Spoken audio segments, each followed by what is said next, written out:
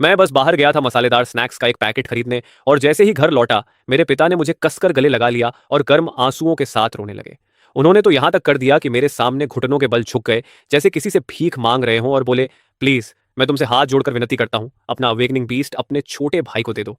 ये सुनते ही मैंने बिना एक पल गंवाए उन्हें सीधे थप्पड़ जड़ दिए। ये सब इसलिए था क्योंकि हम एक बीस्ट कंट्रोल की दुनिया में रहते थे, जहां हर इंसान 18 साल का होते ही अपना बीस्ट पा लेता है। मैंने जो बीस्ट पाया था वह था अबिस का एपिक क्वालिटी वाला डिमोनिक जॉ, जबकि मेरे भाई को सिर्फ एक बेकार सी जदाइल चूहिया मिली थी। लेकिन क्योंकि उसकी बचपन से ही एक अरबपति वारिस लड़की से सगाई तय थी, जैसे ही वह उससे शादी करता मेरे माता पिता को तुरंत ही नाम और दौलत मिल जाती। इसलिए मेरे पिता ने मुझे आदेश दिया कि मैं अपना कॉन्ट्रैक्ट तोड़कर वह बीस्ट अपने भाई को दे दूं, नहीं तो वह मुझे अपना बेटा मानने से ही इनकार कर देंगे। यह सुनकर मैं तुरंत मना करने वाला था। आखिर जब तक डेमोनिक जू खुद सहमत न हो, मैं उसके साथ यहां से निकलने का कोई न कोई रास्ता ढूंढ ही लेता। लेकिन मेरी उम्मीदों के बिल्कुल उलट डेमोनिक जियाओ खुद मेरे भाई के पास चला गया और उसके सामने झुककर अधीनता दिखाने लगा। वह एक नोबल ड्रैगन जू था, और उसके हिसाब से सिर्फ मेरे भाई जैसा आदमी जो एक अमीर औरत से शादी करने वाला था, वही उसे ठीक से पाल सकता था। जहां तक मेरी बात थी, एक कंगाल मालिक के रूप में वह जैसे साफ साफ कह रहा था, अगर तुम्हारे पास पैसे नहीं हैं तो दफा हो जाओ। यह देखकर मेरे अंदर की आग अचानक एक ठंडी डरावनी हंसी में बदल गई। चूंकि तुम सब यही चाहते हो तो मैं खुद ही इसे तुम्हें दे देता हूं। मैंने अपनी हथेली से जोर लगाया और पल भर में कॉन्ट्रैक्ट चेन तोड़ दी। उसी क्षण एक भयानक दर्द ने मेरे दिमाग को चीर डाला, क्योंकि कॉन्ट्रैक्ट चेन टूटने से होने वाला नुकसान हमेशा के लिए रहता है, लेकिन ऐसा जियाओ जो अपने मालिक से ही विश्वासघात कर दे, मुझे उसकी कोई जरूरत नहीं थी। उस असहनीय दर्द को सहते हुए मैं मुश्किल से खड़ा रह पाया। मेरी आंखों के सामने सब धुंधला था, लेकिन मैंने जीन झेनट की भारी आकृति को अपनी ओर दौड़ते देखा। मुझे लगा शायद मेरा पक्षपाती पिता आखिर पछता गया होगा, लेकिन सच बिल्कुल उल्टा था। जान जेनेट ने तुरंत डेमोनिक ड्यूओ क्रिस्टल को खींचा और उसे मेरे भाई जान आइलॉन्द की छाती में ठोंक दिया, जिससे नया कॉन्ट्रैक्ट बन गया। और मेरा प्यारा भाई जनाई अपनी खुशी रोक ही नहीं पाया, वह जोर जोर से हंसने लगा। उस पल मेरे दिल में बदले की आग भड़क उठी। आखिर यह सिर्फ एक एपिक ही तो है। भविष्य में मैं खुद इस गद्दार ड्रैगन को वापस हासिल करूंगा, उसे टुकड़ों में तोड़ दूंगा और उसका मांस पीस कर चारा बना दूंगा। मेरी आंखें बर्फ जैसी ठंडी हो गई। मैं मुड़ा और भारी कदमों से दरवाजे की ओर चल पड़ा। तभी पीछे से मेरे पिता जेन जेनेट की आवाज आई, मुझसे नफरत मत करना मेरे बेटे। मैंने बिना मुड़े जवाब दिया, जने मैं तुमसे नफरत नहीं करता, लेकिन आगे से मेरे पास शिकायत करने मत आना। 3 दिन बाद स्कूल में नोविस ट्रायल शुरू होने वाला था, और सिर्फ वही लोग जो इसे पास करेंगे जीनो यूनिवर्सिटी में आवेदन कर पाएंगे। इसलिए उस तारीख से पहले मुझे किसी बीस्ट के साथ नया कॉन्ट्रैक्ट बनाना ही था। इसी वजह से मैं एक ज्वेलरी की दुकान पर गया और अपनी दादी का जेड पेंडेंट बेचकर 2 लाख स्पिरिचुअल कॉइन्स हासिल किए। फिर मैंने टैक्सी ली और नागन शहर पहुंचा। वहां मैं सीधे सबसे बड़े बीस्ट कंट्रोल स्टोर हैंगशोंग पहुंचा और बिना समय गंवाए 8वीं मंजिल पर युरार सेक्शन में चला गया। हॉल के अंदर दर्जनों रेयर क्लास बीस्ट अलग अलग रूपों में प्रदर्शित थे, लेकिन जब मैंने ध्यान से देखा तो हर स्पेशल शोकेस के नीचे 5 लाख स्पिरिचुअल कॉइन्स की कीमत लिखी थी। यहां तक कि सिल्वर मून वाला भी 8 लाख में रखा था। 8 लाख! ये तो सीधी लूट थी। मैंने अपनी 2 लाख कॉइन्स वाली स्पिरिचुअल कार्ड को कसकर पकड़ा और थोड़ी झिझक के साथ नाक खुजलाते हुए पूछा, क्या इससे सस्ता कुछ नहीं है? मैंने एक सेल्स वुमन को विनम्र मुस्कान के साथ बुलाया। उसने कोई तिरस्कार नहीं दिखाया, बस सिर हिलाकर शांत स्वर में बोली, यहाँ हमारे पास सिर्फ रेयर क्लास बीस्ट हैं। अगर सस्ता चाहिए तो एक्सेलेंट क्लास सेक्शन देख सकते हैं। मेरे चेहरे पर निराशा साफ दिखाई दी, लेकिन तभी उसने कहा, हालांकि बेसमेंट के गोदाम में कुछ डिफेक्टिव स्पेसिमेंट्स भी हैं, उनकी कीमत काफी कम है, लेकिन गुणवत्ता भी कम होगी। मैंने बिना हिचकिचाए कहा, मुझे दिखाइए। मेरे जैसे आदमी के लिए जिसके पास सिर्फ 2 लाख कॉइन्स थे, यही एकमात्र मौका था।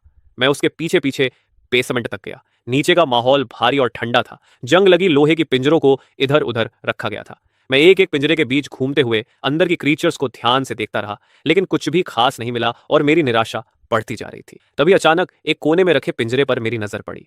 मैंने बस एक झलक देखी और अचानक जानकारी का तूफान मेरी आंखों के सामने उमड़ पड़ा। इतनी जानकारी कि मैं सब समझ ही नहीं पा रहा था। उस पिंजरे के अंदर एक छोटी सी कछुआ थी, जो मेरी हथेली से भी बड़ी नहीं थी। मुझे देखते ही उसने बड़ी मुश्किल से अपना सिर उठाया और उसकी नजरें मेरी आंखों से मिली। उसी पल मुझे उसके दिल में छिपी गहरी विनती महसूस हुई। aquatic spiritual turtle of opulence, rare lineage, autonomous purification, mystic chi, demon turtle, fusion path 1, immortal shell, dragon turtle, fusion path 2, sacred turtle of the luminous abyss। इतने सारे फ्यूजन पाथ्स देखकर मेरी सांस ही रुक गई, क्योंकि ये वह क्रीचर था जिसके पास मैंने आज तक सबसे ज्यादा फ्यूजन पाथ्स देखे थे। तभी अचानक मेरी नजर आखिरी फ्यूजन पाथ पर टिक गई, legendary Jongwu, frost bone evil black warrior. क्या यह वही जोंगवू हो सकता है जिसके बारे में दंतकथाओं में सुना था? मेरा गला सूख गया। मैंने हाथ बढ़ाकर उस छोटी कछुए की फटी हुई खोल को धीरे से सहलाया। उसी पल डिदिम की तिरस्कार भरी मुस्कान और मेरे पिता की ठंडी उदासीनता मेरे दिमाग में उभर आई। जैसे उसने मेरे अंदर की बदले की आग को महसूस कर लिया हो। उस कछुए के खोल की दरार अचानक मेरे हाथ के नीचे तपने लगी। मैंने नीचे देखा और अचानक गलियारे में मोजियाओं की धुंधली परछाई दिखाई दी। लेकिन उसी क्षण छोटी कछुए ने अपने पंजे के एक झटके से उसे मिटा दिया। मेरी आंखें प्रशंसा से भर गईं। तो ठीक है, मैं जने के मियाओ को ज्योन की नींव की पहली ईंट बनाऊंगा। जहां तक फ्यूजन के लिए जरूरी क्रीचर की बात थी, किस्मत से एंचुअंट के गोदाम में एक अपाहिज एंचुई सरपेंट भी मौजूद था।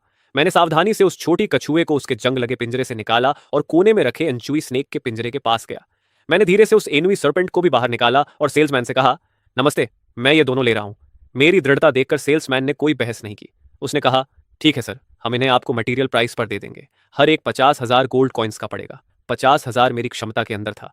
मैं जल्दी से अपनी दोनों छोटी क्रीचर्स को लेकर वापस जाना चाहता था, इसलिए मैंने अपनी लिंक कार्ड निकाली और सीधे 1 लाख गोल्ड कॉइन्स का भुगतान कर दिया। विक्रेता की मुस्कान और भी चौड़ी हो गई और वह मुझे वापस वानचुआन की मंजिल तक छोड़ने आया। मैंने उसे जाते जाते रोकते हुए कहा, रुको, मेरे पास अभी भी 1 लाख बचे हैं। क्या तुम मेरे लिए 3 मटेरियल्स ला सकते हो? मैंने उस विक्रेता को रोक लिया जो जाने ही वाला था और उसे फ्यूजन के लिए जरूरी मटेरियल्स के नाम बता दिए।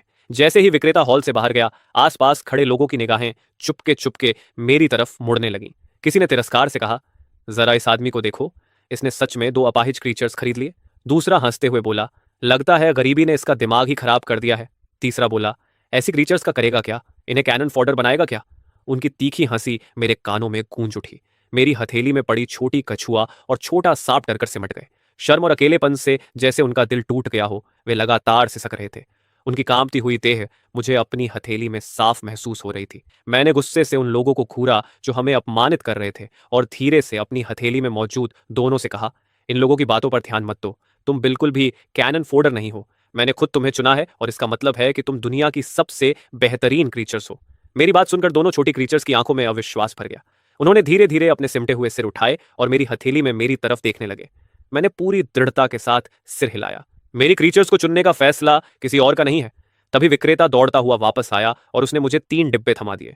फ्यूजन के मटेरियल्स खरीदते ही मेरे पास बचे हुए 1 लाख गोल्ड कॉइन्स भी खत्म हो गए और इस समय मेरी जेब पूरी तरह खाली हो चुकी थी। सामग्री हाथ में लेकर मैं तुरंत वांचू स्टार से निकलकर सीधे होटल लौट आया। कमरे में पहुंचते ही मैंने पर्दे खींच दिए।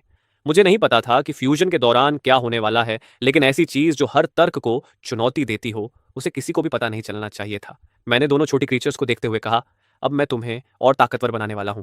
यह प्रक्रिया थोड़ी दर्दनाक हो सकती है। अगर सहन न हो तो बता देना, मैं इसे रोकने का तरीका ढूंढ लूंगा। दोनों ने अपने छोटे छोटे सिर हिलाकर हामी भरी।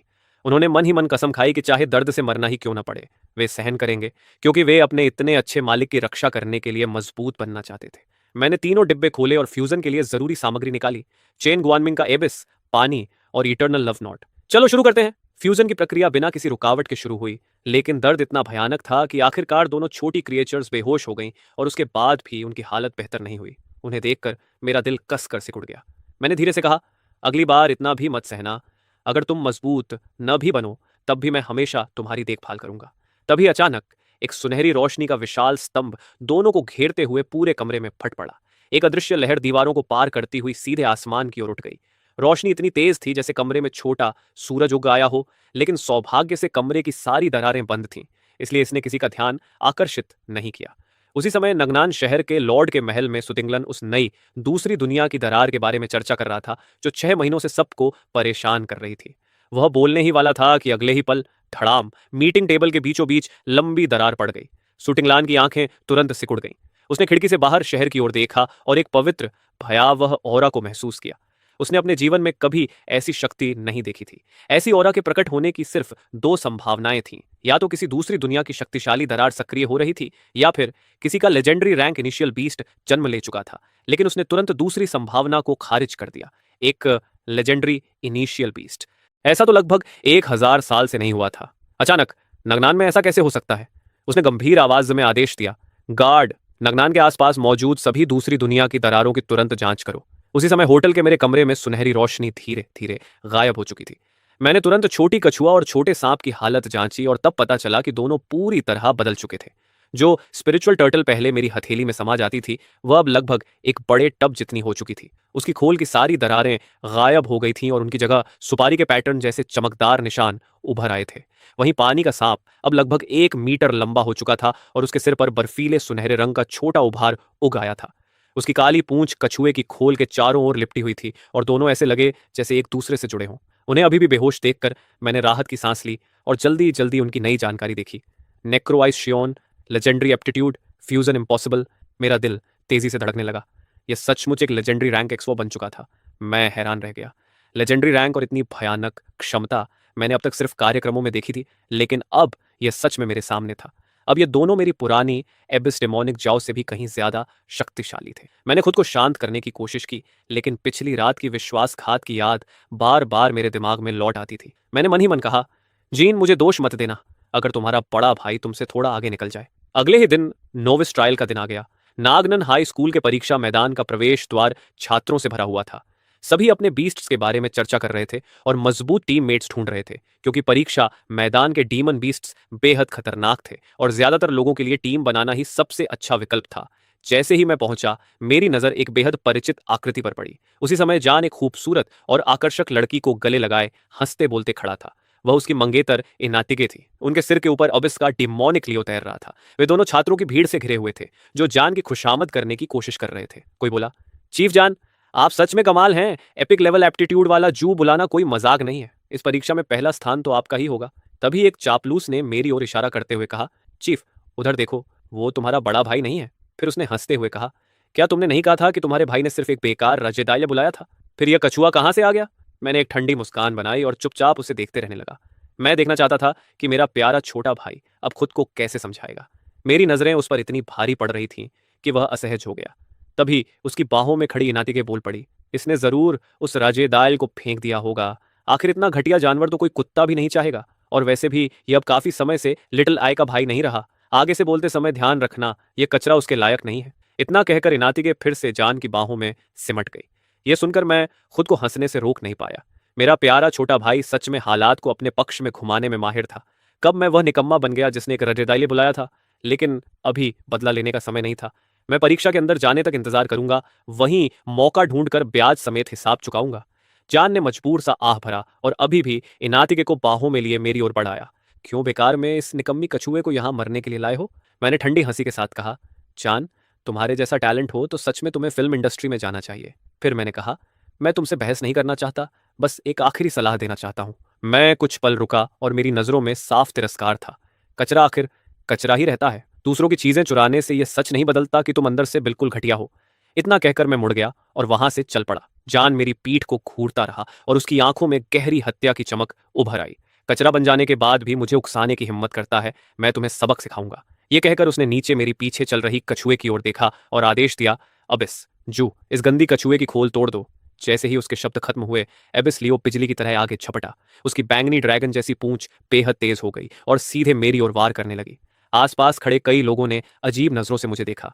अब तो ये क्या? किसी ने कहा, उसकी बीस्ट तो कम से कम मिडिल हाई रैंक की होगी, आखिर उसका भाई जिया बुलाने वाला है। उनकी नजर में मेरे पास प्रतिक्रिया देने का समय ही नहीं था। लेकिन जैसे ही एबिस जू की पूंछ कछुए की खोल से टकराई, उसी पल खोल से पानी की एक ढाल फूट पड़ी और उसने हमले को रोक दिया। चारों तरफ हैरानी की आवाजें गूंज उठीं। यह कैसे हुआ? उसने समय रहते प्रतिक्रिया कैसे दी? और यह कछुआ जियाओ के हमले को रोक कैसे सकता है? यहां तक कि जान भी हैरान रह गया। तभी सबके कानों में एक हल्की हंसी गूंजी।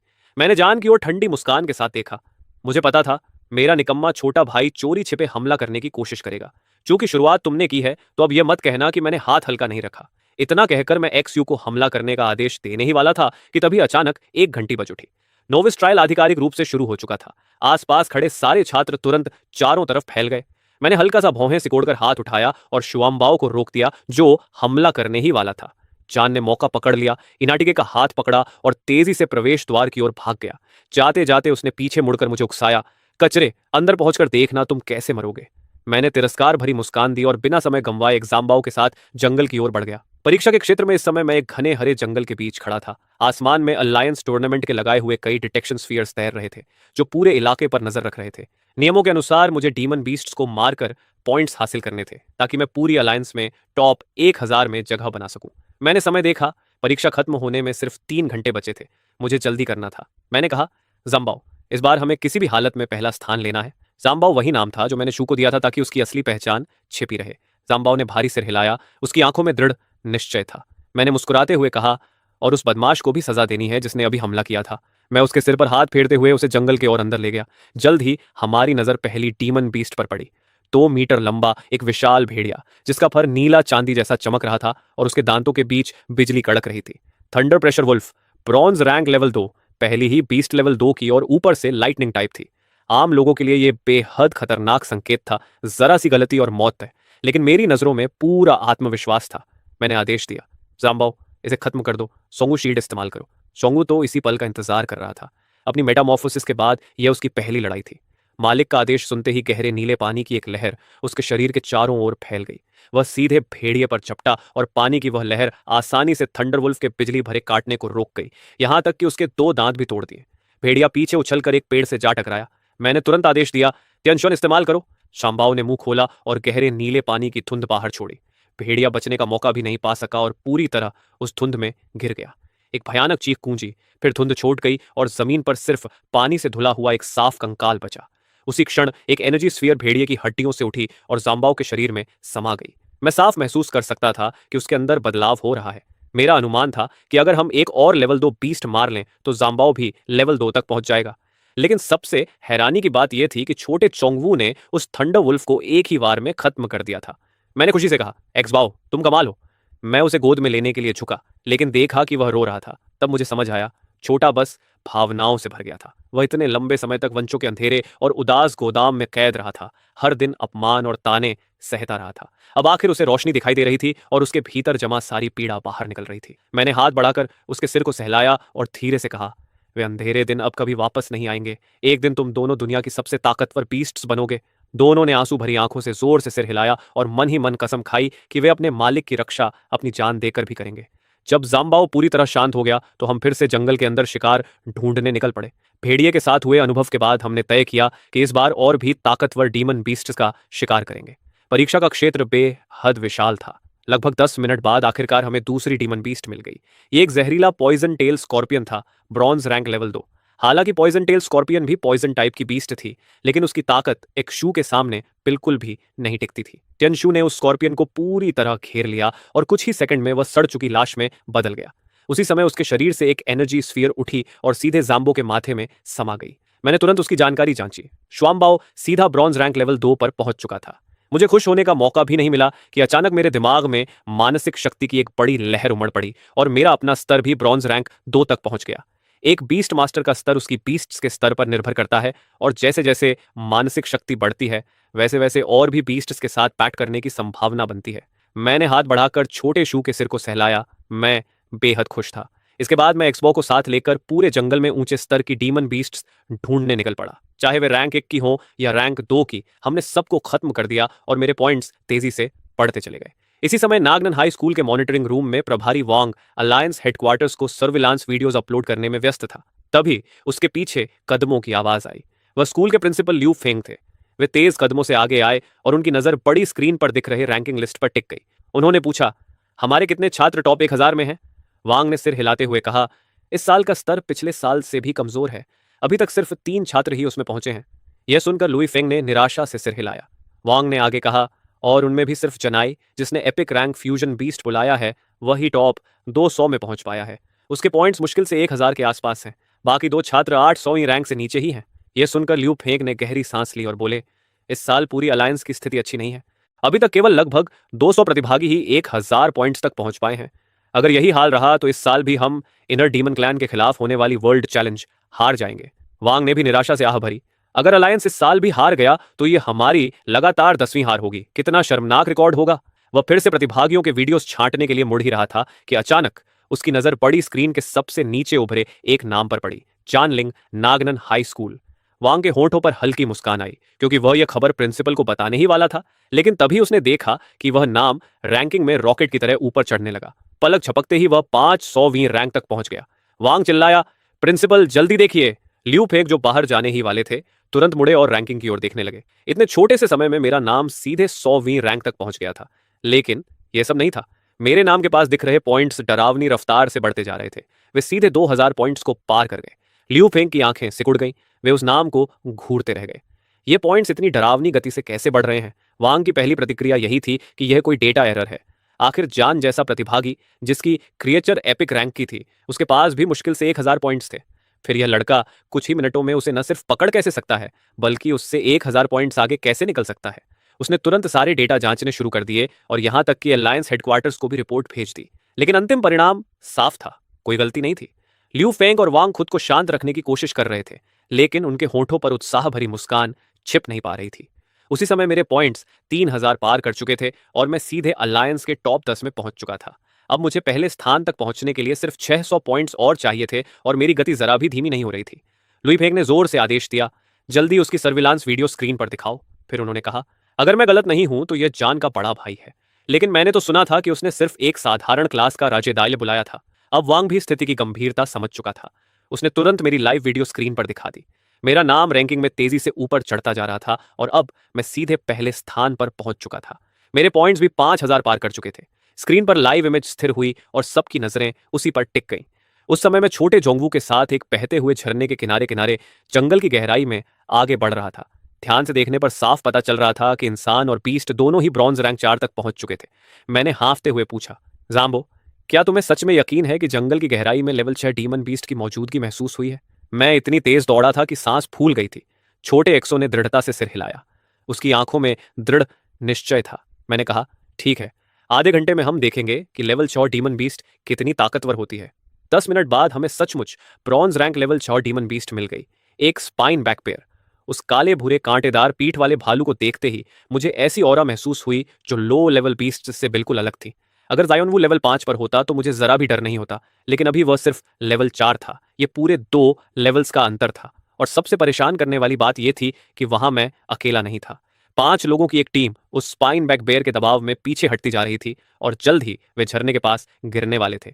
उनमें से एक ने घबराकर कहा, चीफ, क्या हम बच पाएंगे? दूसरे ने कहा, डरने की क्या बात है, यह बीस्ट पहले से ही थक चुकी है। हमला जारी रखो, हम इसे धीरे धीरे खत्म कर देंगे। उसी समय जान ने एक साथी को पकड़कर उसे आगे धकेलने की कोशिश की। ये सब मैं साफ देख रहा था। मेरी यादों में मेरा प्यारा छोटा भाई हमेशा ऐसा ही था। अपने फायदे के लिए किसी को भी बलि चढ़ा देने में उसे कभी झिझक नहीं होती थी। मैं हल्की हंसी के साथ मन ही मन बोला, क्या संयोग है मेरे प्यारे छोटे भाई। और मैं तुरंत हस्तक्षेप करने के बजाय पहले यह सब देखना चाहता था। जिस साथी को आगे धकेला गया था वह पीछे हटने ही वाला था कि तभी एबिस डीमन ने उसका रास्ता रोक लिया। अब वह न तो भाग सकता था और न ही आगे बढ़ सकता था। स्पाइन बैक बेयर ने कोई झिझक नहीं दिखाई। उसने गुस्से से भरे एक वार में उसकी जान ले ली। जान ने शुरू से अंत तक जरा भी पछतावा नहीं दिखाया। उसने तुरंत हाथ बढ़ाकर दूसरे साथी को पकड़ा और उसे भी आगे फेंक दिया। अब तू जा, इसे थकाकर मार, उसने कहा। वह साथी प्रतिक्रिया भी नहीं दे पाया था कि सीधे भालू के सामने जा गिरा। मरने से ठीक पहले खून से भरी आंखों के साथ वह चिल्लाया, जान हरामखोर। लेकिन जान को कोई फर्क नहीं पड़ा। उसने आखिरी बचे साथी को भी उसी तरह आगे फेंक दिया। फिर उसने नजर से अबिस डीमन को इशारा किया कि सही समय पर भालू को रोक दे ताकि वह इनाटिगे को लेकर भाग सके। स्पाइन बैक बेयर ने देखा कि एक और इंसान उसकी तरफ फेंका गया है। उसने गुस्से से अपना पंजा उठाया ताकि उसे खत्म कर दे, लेकिन अचानक उसके पंजे की गति धीमी पड़ गई। इससे पहले कि वह कुछ समझ पाता, गहरे नीले रंग की पानी जैसी धुंध ने उसे पूरी तरह घेर लिया। उस धुंध के अंदर से दिल दहला देने वाली चीखें गूंज उठीं। जब धुंध छंटी तो उस विशाल और भयानक स्पाइन बैक बियर की जगह सिर्फ एक कंकाल बचा था। जान तुरंत पत्थर की तरह जम गया। उसने इनाटिजो को पकड़ा और भागने के लिए मुड़ा, लेकिन अचानक उसे महसूस हुआ कि उसका शरीर हिल ही नहीं पा रहा है। भागने की सोच रहे हो छोटे भाई? फिर से मिल गए हम। मेरी आवाज ठंडी और आक्रामक थी। जन अविश्वास से मुड़ा और मुझे अपनी ओर आते देखा। मैं हल्की लेकिन डरावनी मुस्कान के साथ आगे बढ़ा और उसकी गाल पर हल्के से थपथपाया। तो अब तुम मुझे बड़ा भाई भी नहीं कहना चाहते? उसी समय भालू के कंकाल से एक एनर्जी स्फीयर उठी और सीधे छोटे सियोन के माथे में समा गई। जोंगबाओ सीधे ब्रॉन्ज रैंक 5 पर पहुंच गया और उसकी अबिस प्रेशर और भी भयानक हो गई। मुझे साफ महसूस हुआ कि उसके शरीर से निकलने वाला दबाव और भारी हो गया है। इनतिके तो उसी समय जमीन पर गिर पड़ी। जान की आंखें डर से फैल गईं। उस पल उसकी नजर में मैं किसी राक्षस से कम नहीं था। मर जा हरामी, उसने दांत भींचते हुए कहा। एबिस डीमन की पूंछ हिलने लगी और उसने deadly shadow horn skill activate कर दी। उसका निशाना मैं था, लेकिन वह मुझे छू भी नहीं सका। जोंगू शील्ड ने उसे पूरी तरह रोक दिया। मैंने ठंडी हंसी के साथ कहा, जान, तुम्हारा हाथ सच में बहुत भारी है। कितनी क्रूरता है। मुझे इसमें कोई शक नहीं था कि अभी अबिस डेमोनिक जाओ का हमला मुझे मारने के लिए ही था। मैंने गहरी सांस ली और एक जोरदार लात मारकर जान को जमीन पर गिरा दिया। फिर अपना पैर उसके चेहरे पर रख दिया।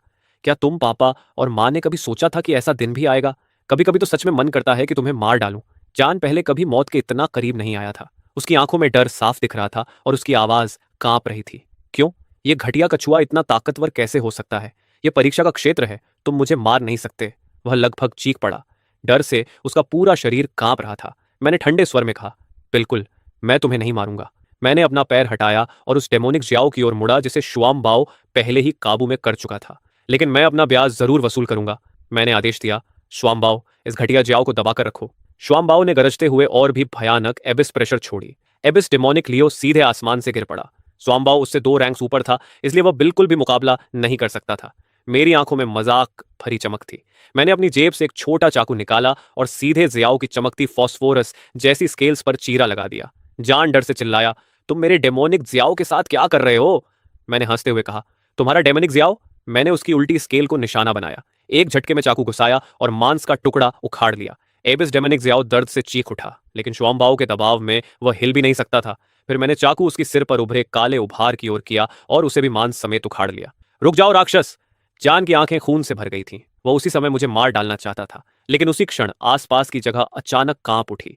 3 घंटे की पहली परीक्षा खत्म हो चुकी थी। सभी प्रतिभागियों को अपने आप जंगल से बाहर दूसरी परीक्षा के स्थान पर भेज दिया गया। उसी समय मॉनिटरिंग रूम में लियू फेंग स्तब्ध खड़ा था। उसकी नजरें स्क्रीन पर जमी हुई थीं।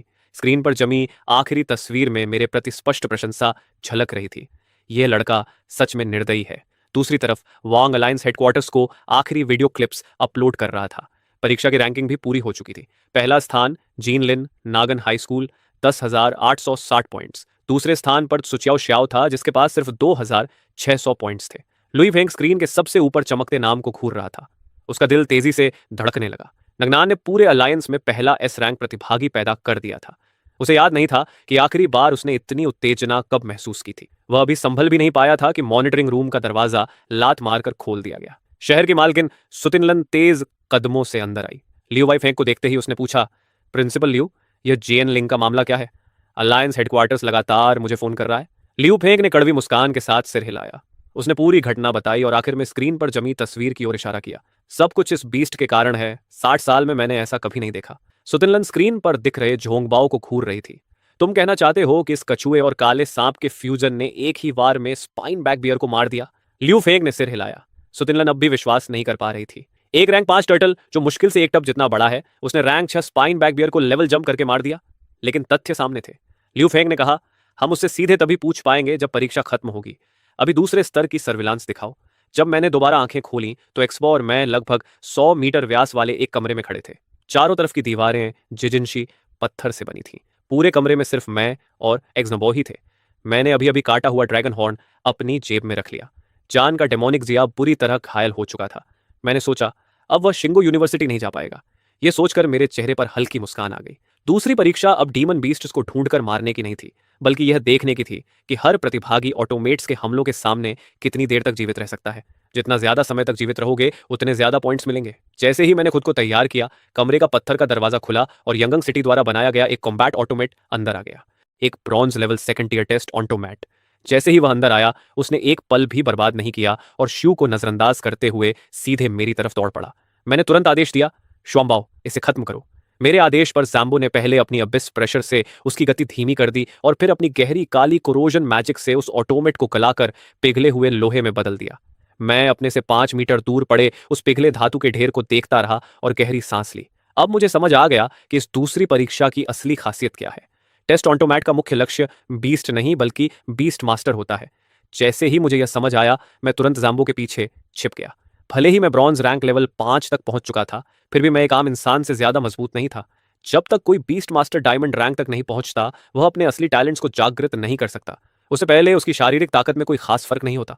तभी कमरे का पत्थर का दरवाजा फिर से खुला और उससे पहले से भी ज्यादा ताकतवर टेस्ट ऑटोमेट बाहर आया। शियोनबो ने तुरंत आगे बढ़कर मुझे जोंगवू जेड शील्ड की एक परत से ढक दिया ताकि मैं सुरक्षित रहूं। यह नया ऑटोमेट पिछले वाले से अलग था। उसका पूरा शरीर जलती हुई लाल पत्थर से बना था और उसका स्तर भी ज्यादा ऊंचा था। Trial fire automate, bronze rank 3rd tier. जैसे ही वह अंदर आया, उसने मुझे प्रतिक्रिया देने का कोई मौका नहीं दिया। उसने अपना बायां हाथ उठाया, सीधे मेरी ओर निशाना साधा और 3 आग के गोले दाग दिए। मैं प्रतिक्रिया भी नहीं दे पाया और वे सीधे मुझ पर आ गिरे।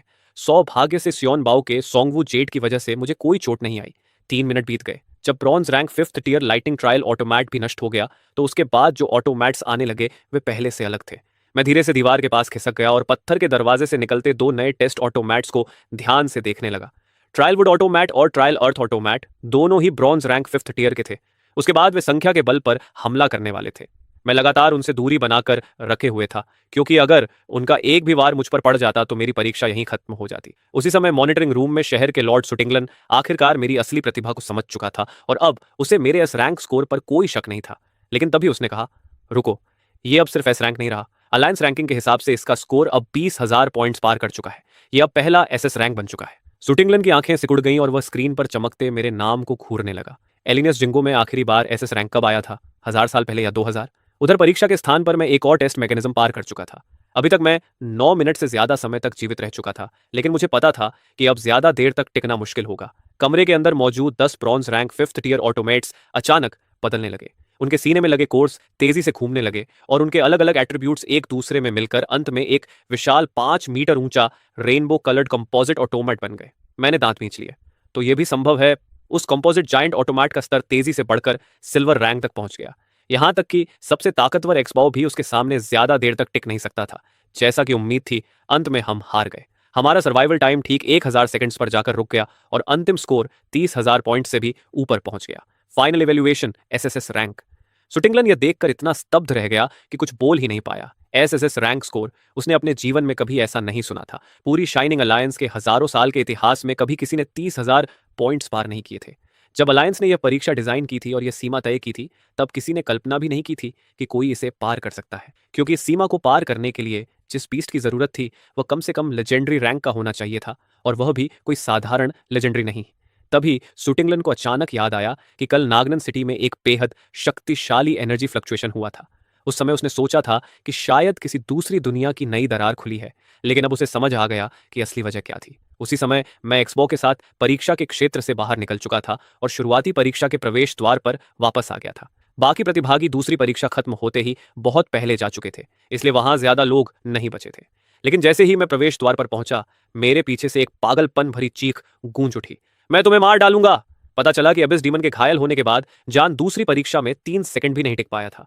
वह तुरंत हार कर बाहर हो गया था और तभी से प्रवेश द्वार पर मेरा इंतजार कर रहा था। उसकी रैंकिंग 1000वीं जगह से भी नीचे गिर चुकी थी, जिससे उसका शिंगो यूनिवर्सिटी में दाखिले का अधिकार खत्म हो गया था। जान की आंखें खून से भरी हुई थीं। उसने एक डैगर निकाला और सीधे मेरी ओर दौड़ पड़ा। मैंने ठंडी हंसी के साथ अपना छोटा चाकू निकाला और बस एक झटके में उसकी डैगर को दूर उड़ा दिया। मैं अपने इस छोटे भाई की ताकत और चालें किसी से ज्यादा अच्छी तरह जानता था। मैंने ठंडी आवाज में कहा, मेरे प्यारे छोटे भाई, तुम सच में एक निकम्मे हो। जान जमीन पर गिर पड़ा।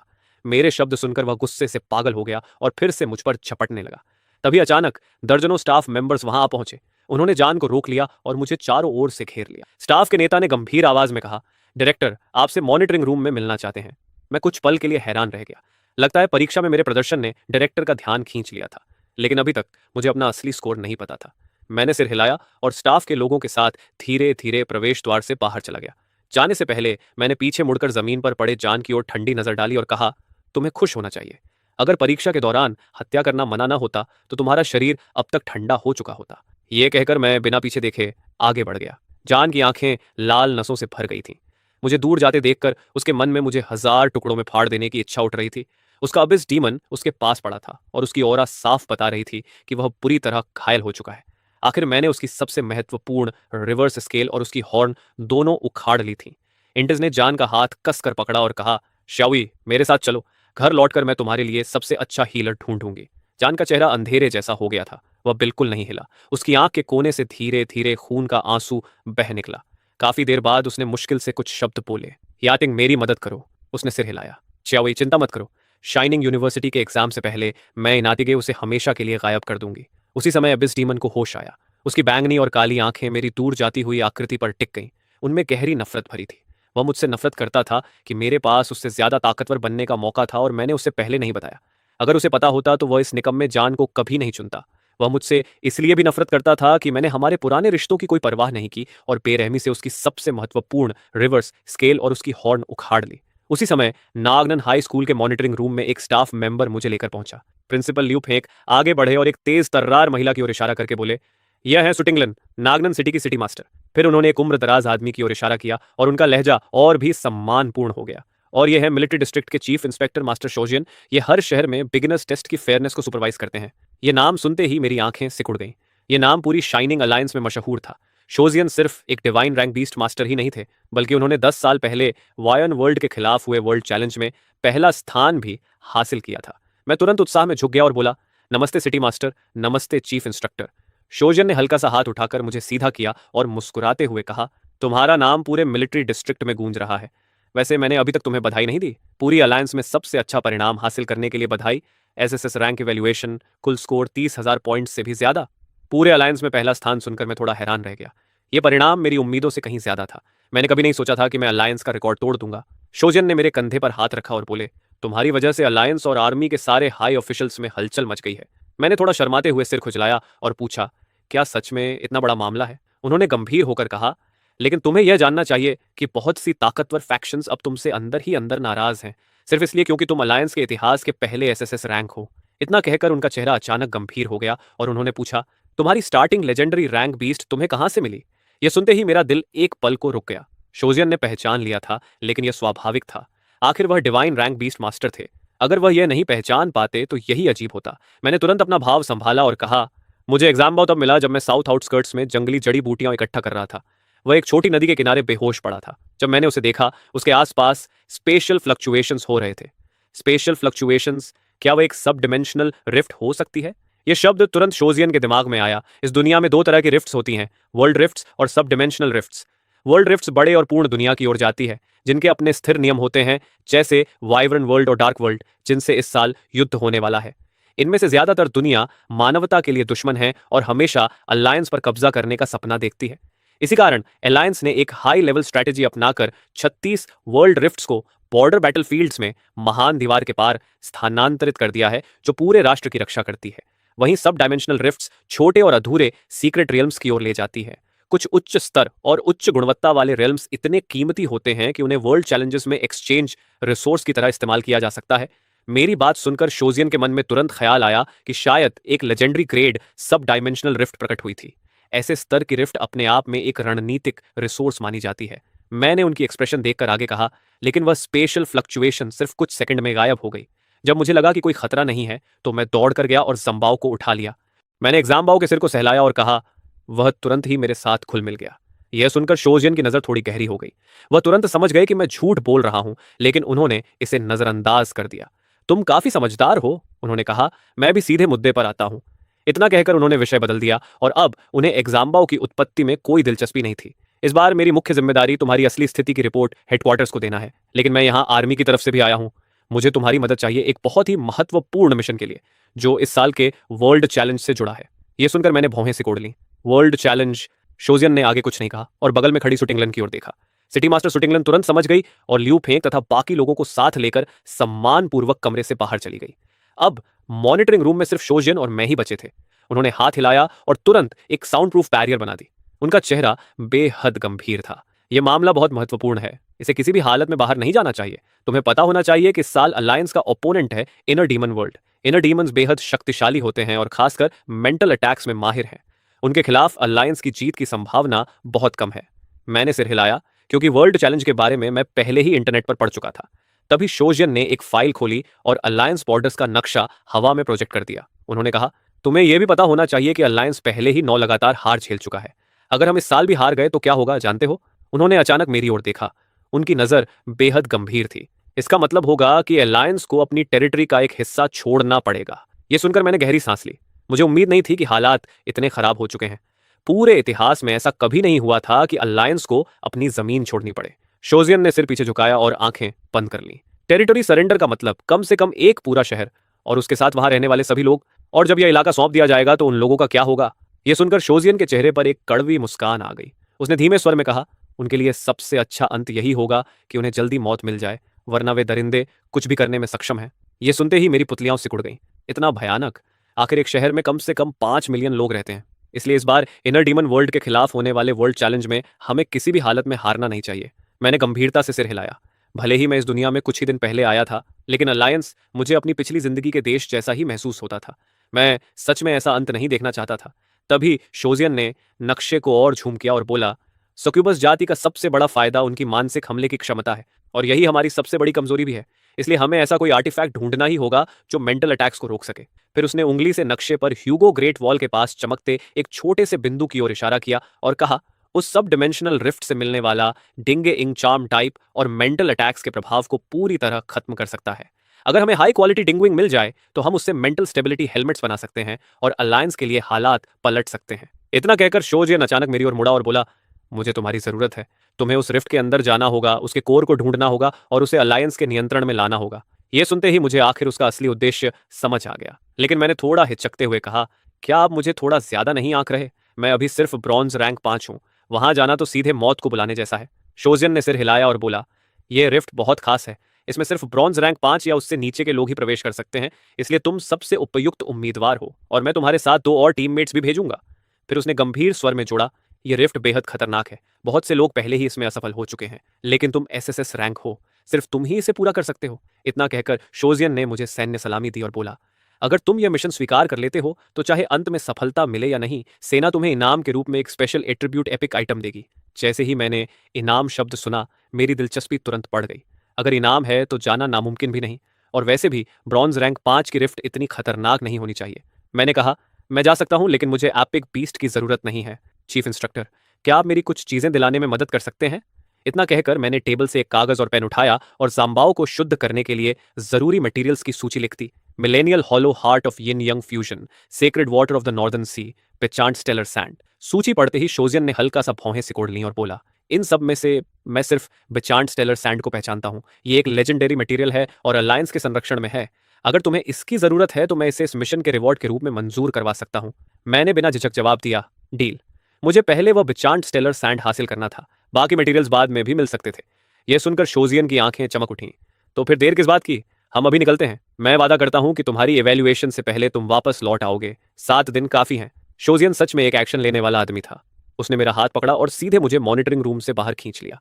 दरवाजा खुला तो सुटिंगलन सामने खड़ी थी और कुछ बोलने ही वाली थी, लेकिन शोजियन ने हाथ उठाकर उसे रोक दिया। सिटी मास्टर सू, बाकी बात हम लौट कर करेंगे। अभी मैं इस लड़के को कुछ समय के लिए उधार ले रहा हूं। इतना कहकर उसने हाथ घुमाया और एक विशाल व शानदार आयरनवुड फ्लाई बीस्ट को बुला लिया। उसने मुझे उसके ऊपर बैठाया और खुद भी सवार हो गया। वह बीस्ट अपने पंख फड़फड़ाते ही आसमान में उड़ गया। उसकी गति इतनी तेज थी कि कुछ ही पल में वह क्षितिज की ओर निकल पड़ा। यह पहली बार था जब मैं इतनी ऊंचाई पर किसी फ्लाइंग बीस्ट पर बैठा था, लेकिन मैं जल्दी ही इसकी आदत डालने लगा। मैंने झुककर उस बीस्ट की जानकारी देखी, Ironwood fly, immortal potential, king rank level 10। मैं हैरान रह गया। सच में चीफ इंस्ट्रक्टर शोजियन की बीस्ट वैसी ही थी जैसी उसकी प्रतिष्ठा। उसी समय नागनन में लिन फैमिली के घर में एक और दृश्य चल रहा था। पापा, आपको जान को बचाना होगा। इनातिके ने जान को सहारा देकर ड्राइंग रूम में घुटनों के बल बैठा रखा था। उसका पिता इंडोगिन कुर्सी पर बैठा आराम से चाय पी रहा था, जैसे उसने कुछ सुना ही ना हो। यह देखकर इंटेक गुस्से से बोली, पापा, अगर आपने उसे नहीं बचाया तो मैं आपके सामने अपनी जान दे दूंगी। ये कहते ही उसने एक तेज चाकू निकालकर अपनी गर्दन पर रख लिया। तब जाकर इंडुओगिन ने प्रतिक्रिया दी। उसने ठंडी आवाज में कहा, क्या तुम्हें लगता है कि तुम अपने दम पर उड़ सकती हो? इस तरह की धमकियां तुम्हारे पिता पर काम नहीं करती। इतना कहकर उसने जमीन पर घुटनों के बल बैठे जान की ओर ठंडी नजर डाली और कहा, और तुम तो बस एक निकम्मे कचरे हो। यह सुनते ही जान के भीतर दबा हुआ गुस्सा अचानक भड़क उठा। उसकी आंखें खून की तरह लाल हो गईं। उसने झटके से नाटिके के हाथ से चाकू छीन लिया और उसे अपनी ही गर्दन पर रख दिया। यह देखकर इंडुओगिन ठंडी हंसी हंस पड़ा। जब मेरी अपनी बेटी खुद को मारने की धमकी देती है तब भी मैं नहीं घबराता, तो तुम्हारे जैसे बेकार इंसान के लिए क्यों घबराऊं? जान ने कोई जवाब नहीं दिया। उसका चेहरा शांत था, जैसे ठहरा हुआ पानी। उसने धीरे से कहा, मैं आपको मजबूर नहीं कर रहा मास्टर लिन, मैं आपके साथ एक सौदा करना चाहता हूं। यह सुनकर इंडुओगिन की भौं उठी और वह तुरंत दिलचस्पी से बोला, कैसा सौदा? जान ने शांत स्वर में कहा, मैं अपनी जान के बदले आपकी मदद चाहता हूं। चावाई नहीं। यह सुनते ही इनातिके दौड़कर चाकू छीनने की कोशिश करने लगी, लेकिन एक बुजुर्ग नौकर आगे आया और उसे पकड़कर कमरे से बाहर ले गया। इंडोगिन ने घुटनों पर बैठे जान को देखा और ठंडी आवाज में कहा, तुम्हारी मौत की कोई कीमत नहीं है। मैं अलायंस के एक नए प्रतिभाशाली सदस्य से दुश्मनी क्यों लूं? जान हल्का सा मुस्कुराया और बोला, क्योंकि मुझे एक ऐसा रहस्य पता है जो आपको बहुत दिलचस्प लगेगा। कौन सा रहस्य? इंडोगिन ने पूछा। जान ने सिर उठाकर शांत आवाज में कहा, उस कछुए की असली पहचान अज्ञात है और वह निश्चित रूप से इमॉर्टल पोटेंशियल रखता है। फिर उसने शांत स्वर में जोड़ा, मुझे फर्क नहीं पड़ता कि मैं जिंदा रहूं या मर जाऊं, मुझे सिर्फ यह सुनिश्चित करना है कि आपकी जिज्ञासा जाग जाए। अमृता का लालच भले ही आकर्षक था, लेकिन जोखिम भी उतने ही बड़े थे। इंडोगिन कुछ देर तक चुप रहा और उसे देखता रहा। मेरी तरफ उसकी नफरत अब जान के अंदर ताकत बन चुकी थी। अचानक चाकू उसकी गर्दन की ओर बढ़ा, लेकिन किसी ने उसे रोक लिया। अगले ही पल इंडुओगिन की हंसी पूरे कमरे में गूंज उठी। तुम्हारा यह छोटा सा रहस्य सच में मुझे बहुत दिलचस्प लग रहा है। जहां तक उस लड़के की बात है, वह एक ऐसा जीनियस है जो अभी पूरी तरह परिपक्व नहीं हुआ है। अगर उसे मारना पड़े तो मार दो। यह सुनकर घुटनों के बल बैठे जान ने सिर झुका लिया और उसके होठों पर एक टेढ़ी मुस्कान उभर आई। भैया, इस बार तुम गए। इस बीच टीलन फ्लाई की गति बिजली जैसी तेज थी। थोड़ी ही देर बाद क्षितिज पर एक उजाड़ और अंतहीन मैदान दिखाई देने लगा। चारों ओर हवा और रेत उड़ रही थी। नीचे क्या है यह साफ दिखाई नहीं दे रहा था, लेकिन मुझे अंदाजा था कि हम अलायंस की सीमा पर मौजूद फ्रंटियर बैटलफील्ड पर पहुंच चुके हैं। मैंने रेत के पर्दे के बीच धुंधली सी एक रेखा को देखते हुए धीमे से कहा, एक बार जब हम ग्रेट प्रोटेक्टिव वॉल पार कर लेंगे, तब हम उन प्रसिद्ध 36 डायमेंशनल रिफ्ट्स को देख पाएंगे। शोजियन ने टेलिन फ्लाई को धीमा नहीं किया और वह दूसरी दिशा में उड़ता रहा। उसने कहा, यह बैटलफील्ड है, यहां रुकना ठीक नहीं। मैं तुम्हें सीधे सब डिमेंशनल रिफ्ट तक ले जा रहा हूं। लगभग 1 घंटे बाद टीलिन फ्लाई उस सब डिमेंशनल रिफ्ट के प्रवेश द्वार पर पहुंची और एक मिलिट्री बेस के चौक में उतर गई। तभी मैंने देखा कि चौक के आसपास सैनिकों के अलावा एक युवक और एक युवती भी खड़े थे। शोजियन ने परिचय कराना शुरू किया। यह है सुसिया ऑक्सियो। यह नॉर्थ आइस सिटी से आई है और अलायंस ट्रायल्स में दूसरे स्थान पर रही थी। और यह है लेस यांग, जो जिंगदू से आया है और तीसरे स्थान पर रहा। फिर उसने मेरी ओर इशारा किया, लेकिन वह मुझे परिचित कराने ही वाला था कि उसे बीच में ही रोक दिया गया। जरूरत नहीं है मास्टर इंस्ट्रक्टर, हम इनके बारे में पहले ही सुन चुके हैं। पूरे अलायंस के पहले एसएसएस रैंक। सुसिया ऑक्सियो मुझे तेज नजरों से देख रही थी। मैं भी सामने खड़े इन दोनों लोगों को गौर से देख रहा था। सुसिया ऑक्सियो के कंधे पर एक छोटा सा पर फीला नीला बिल्ली जैसा जीव बैठा था। शायद वही उसका बीस्ट था। औपचारिक अभिवादन के बाद मैंने स्वाभाविक रूप से उस बिल्ली की जानकारी देखी। Frost spirit cat, immortal aptitude, bronze rank level 4। फिर मैंने जिंगडू से आए लेसियांग को देखा। उसका बीस्ट एक छोटा भालू था जो मेरी कमर तक ऊंचा था। उसकी जानकारी थी jade thunderbear, immortal aptitude, bronze rank level 4। सच में अलायंस के दूसरे और तीसरे स्थान के लायक बीस्ट्स। अभिवादन खत्म होते ही लेस यांग ने मुझे तिरछी नजर से देखा। उसकी नजरों में साफ शक था, किसी छोटे से गड्ढे से निकला यह गरीब आदमी मुझे कैसे पार कर सकता है। जरूर इसने चीटिंग की होगी। यह एसएसएस रैंक भी शायद नकली है, सिर्फ इसलिए कि शोजियन पास में खड़ा था। लेस यांग मुझे खुलकर उकसाने की हिम्मत नहीं कर रहा था।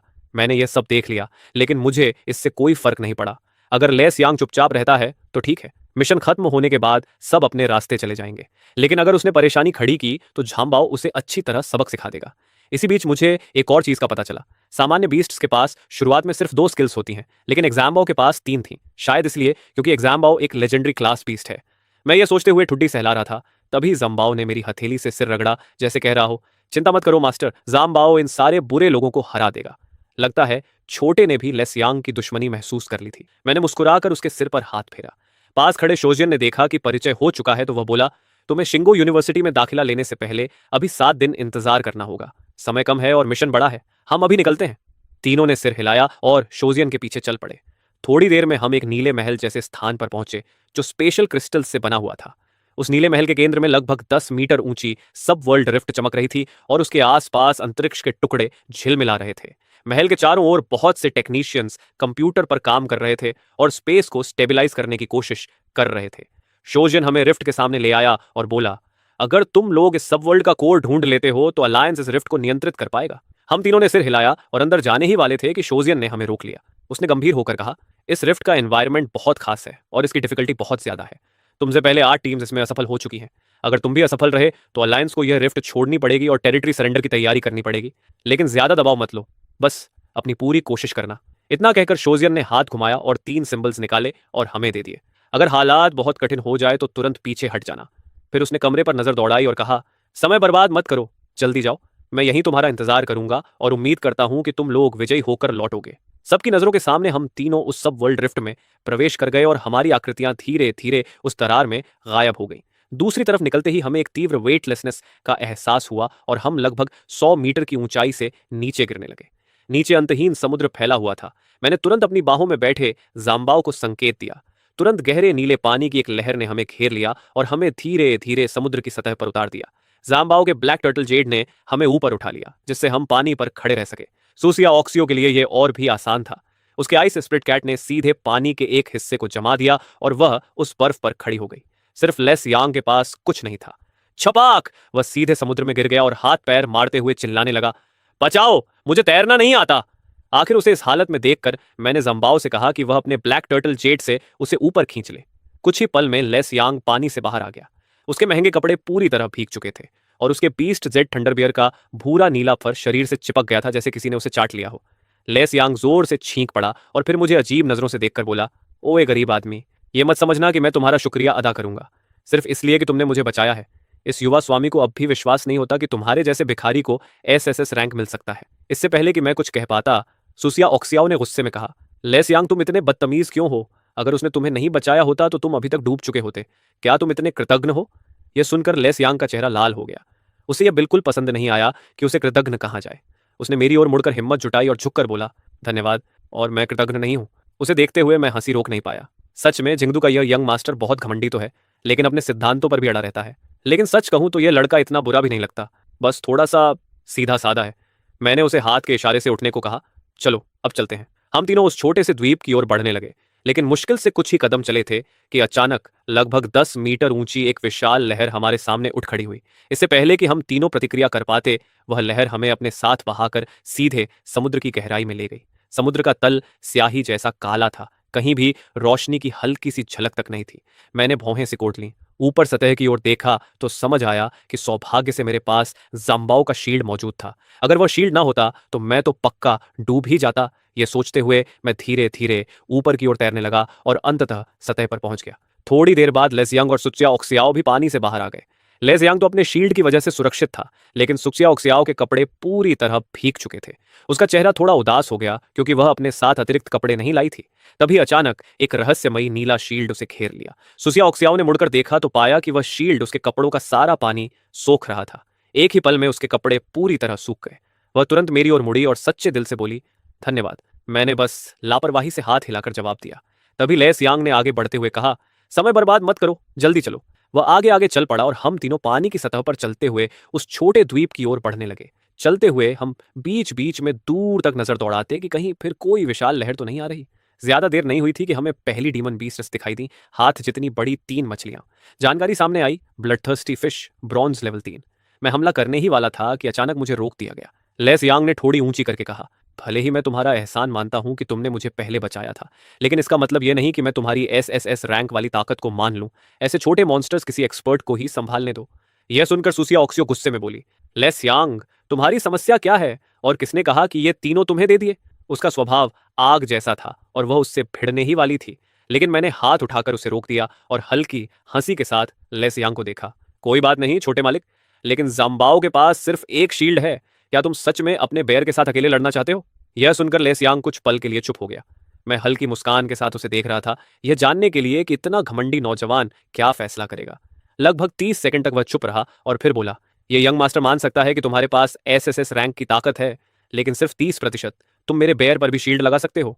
उसकी यह अजीब सी शर्त मुझे हंसी दिला रही थी, लेकिन हमने पहले ही काफी समय खो दिया था, इसलिए मैंने यह खेल जारी रखने का इरादा नहीं किया। मैंने जाम्बाओ को संकेत दिया। छोटे ने सिर हिलाया और तुरंत सोंगवू जेड का शील्ड लेज यांग के बेयर पर डाल दिया। वह बेयर अपनी छाती पर हाथ मारते हुए आगे दौड़ा। सच में पूरे अलायंस के तीसरे स्थान के लायक ताकत थी उसमें। उसने थंडरक्लॉ अटैक का इस्तेमाल किया और सिर्फ 3 वार में उन तीनों ब्लड थर्स्टी फिश को खत्म कर दिया। मछलियों के शवों से 3 लाइट ऑब्स उठे और जाकर बेयर के शरीर में समा गए। इसके बाद रास्ते में जो भी डीमन बीस्ट्स मिली, लेस यांग उन्हें खुद ही खत्म करता गया। लेकिन इस सीक्रेट रेल्म का नियम साफ था, जितना आगे बढ़ो मॉन्स्टर्स उतने ही ज्यादा और उतने ही शक्तिशाली होते जाते हैं। जब हम लगभग 60% रास्ता पार कर चुके थे, तब हमें 5 भयानक मॉन्स्टर्स मिले। एबिस giant octopus, bronze level 5। In level 5 octopus को देखकर आखिरकार लेस यांग ने अकड़ दिखाना बंद कर दिया। उसका बेयर अभी सिर्फ ब्रॉन्ज लेवल 4 था। वह सुक्सिया ओक्सियाओ की ओर मुड़ा और बोला, मेरा बीस्ट थोड़ा थक गया है, तुम कुछ को संभाल लो। फिर उसने मेरी ओर देखा। उसके होंठ हिले जैसे कुछ कहना चाहता हो, लेकिन शब्द ही नहीं निकल पाए। आखिर उसने पहले ही मुझे पीछे रहने को कहा था। मैं उसे देख रहा था और उसका चेहरा शर्म से लाल होता जा रहा था। मुझे समझ नहीं आ रहा था कि हंसू या रोऊं। मैंने कहा, मैं 3 को संभालता हूं, तुम दोनों बाकी 2 ले लो। मैं एग्जाम्बाओ के साथ आगे बढ़ा ही था कि लेस यांग ने हाथ बढ़ाकर मुझे रोक लिया। ज्यादा हीरो मत बनो गरीब लड़के, पीछे ही रहो। यह सुनकर सुक्सिया ओक्सियाओ का गुस्सा फूट पड़ा। उसका चेहरा गुस्से से लाल हो गया और वह बोली, लेस यांग, तुम हद पार कर रहे हो। फिर उसने मेरी ओर देखकर कहा, उसकी बात मत सुनो, मैं तुम पर भरोसा करती हूँ। इतना कहकर वह लेस यांग से भिड़ने को तैयार हो गई। मैं थोड़ा हैरान था। ये लड़की सच में बहुत सीधी और तेज स्वभाव की थी। अगर मुझे सही याद है तो वह उत्तर के इलाके से आई थी, इसलिए शायद उसका स्वभाव भी उतना ही सीधा था। मैंने तुरंत उसे रोक लिया। समय कम है, पहले लेवल खत्म करते हैं, बाद में झगड़ लेना। फिर मैंने जम्बाओ के सिर पर हाथ फेरते हुए धीरे से कहा, अब हमारी बारी है। उन 3 एबिस जायंट ऑक्टोपस को कंट्रोल करो और उन्हें बाकी लड़ाई में दखल न देने दो। आदेश मिलते ही जाम्बो ने अपने बड़े आगे वाले पंजों से समुद्र की सतह पर जोर से प्रहार किया और तुरंत एबिसल प्रेशर फैल गई। थोड़ी दूरी पर मौजूद तीनों ऑक्टोपस जो हमला करने वाले थे, अचानक वहीं जड़ हो गए। उनके पूरे शरीर जैसे जम गए थे। मैं खुद हैरान रह गया। झाम्बाओ की एबिसल प्रेशर अचानक इतनी शक्तिशाली कैसे हो गई? मैंने ध्यान से देखा तो उसके आसपास नीले पानी की एक घूमती हुई ऑरा दिखाई दे रही थी। लगता था उसे इस जगह से किसी एट्रीब्यूट बोनस का फायदा मिल रहा था। लेकिन यह सब नहीं था। अगले ही पल जम्बाओ ने अपनी 2 छोटी मुंह खोली और गहरे नीले रंग की जहरीली धुंध बाहर छोड़ी। वह धुंध फैलकर एक ऑक्टोपस को घेर गई। एक भयानक चीख गूंजी और अगले ही पल वह ऑक्टोपस सीधे धूल बनकर समुद्र में गिर गया। मैंने तुरंत कहा, अगला। दूसरा ऑक्टोपस भी अपने लंबे टेंटिकल से हमला करने लगा, लेकिन उसके सारे हमले सोंगवू जेड के शील्ड से रुक गए। 1 मिनट से भी कम समय में बाकी 2 ऑक्टोपस भी टायांचियन पॉइजन से गलकर धूल बन गए। उसी समय जाम्बाओ का लेवल बढ़कर सीधे ब्रॉन्ज लेवल 6 हो गया। उसी पल बाकी लड़ाइयां भी खत्म हो गईं। जेट थंडर बियर और फ्रॉस्ट स्प्रिट कैट भी ब्रॉन्ज लेवल 5 पर पहुंच गए। मैं धीरे से खड़ा हुआ और हल्की मुस्कान के साथ लेस यांग की ओर देखा। यहाँ के सारे मॉन्स्टर्स खत्म हो गए, चलो आगे बढ़ते हैं। यह सुनते ही लेस यांग का पूरा शरीर हल्का सा कांप उठा। मैंने लेस यांग के शर्मिंदा चेहरे की तरफ देखा तो हंसी रोक नहीं पाया। तभी सूसिया ऑक्सियाओ ने हल्की मुस्कान के साथ कहा, भाई जयनी, क्यों ना तुम ही आगे चलो। मैं उसकी बात सुनकर मुस्कुराया और बोला, पहले तो तुम्हें मेरे एसएसएस रैंक और मेरी ताकत पर भरोसा नहीं था, अब हो गया। जैसे वह जानबूझकर उसे और असहज करना चाहती हो, सूसिया ऑक्सियाओ ने फिर से वही बात दोहरा दी। यह सुनकर लेस यांग का चेहरा गुस्से से फूल गया और वह बोला, सुक्सिया ऑक्सियाओ, बस करो। मुझे लगा कि दोनों फिर झगड़ने वाले हैं, इसलिए मैंने तुरंत उन्हें रोक दिया। बस करो, अब बातें बंद करो। जल्दी से इस सेकेंडरी वर्ल्ड का कोड ढूंढते हैं। हम तीनों समुद्र की सतह पर चलते हुए उस द्वीप की तरफ बढ़ने लगे। कुछ ही देर में हम द्वीप से 500 मीटर से भी कम दूरी पर पहुंच गए और अब मैं साफ देख पा रहा था कि वह कैसा दिखता है। वह छोटा नहीं था, लगभग 2 किलोमीटर के व्यास का था। यह एक पूरी तरह नंगा द्वीप था। वहां एक भी पेड़ नहीं था, लेकिन पूरा द्वीप एक हरे रंग के लोहे के अयस्क से बना हुआ था। जैसे ही मेरी नजर उस पर पड़ी, तुरंत उसकी जानकारी मेरे दिमाग में उभर आई।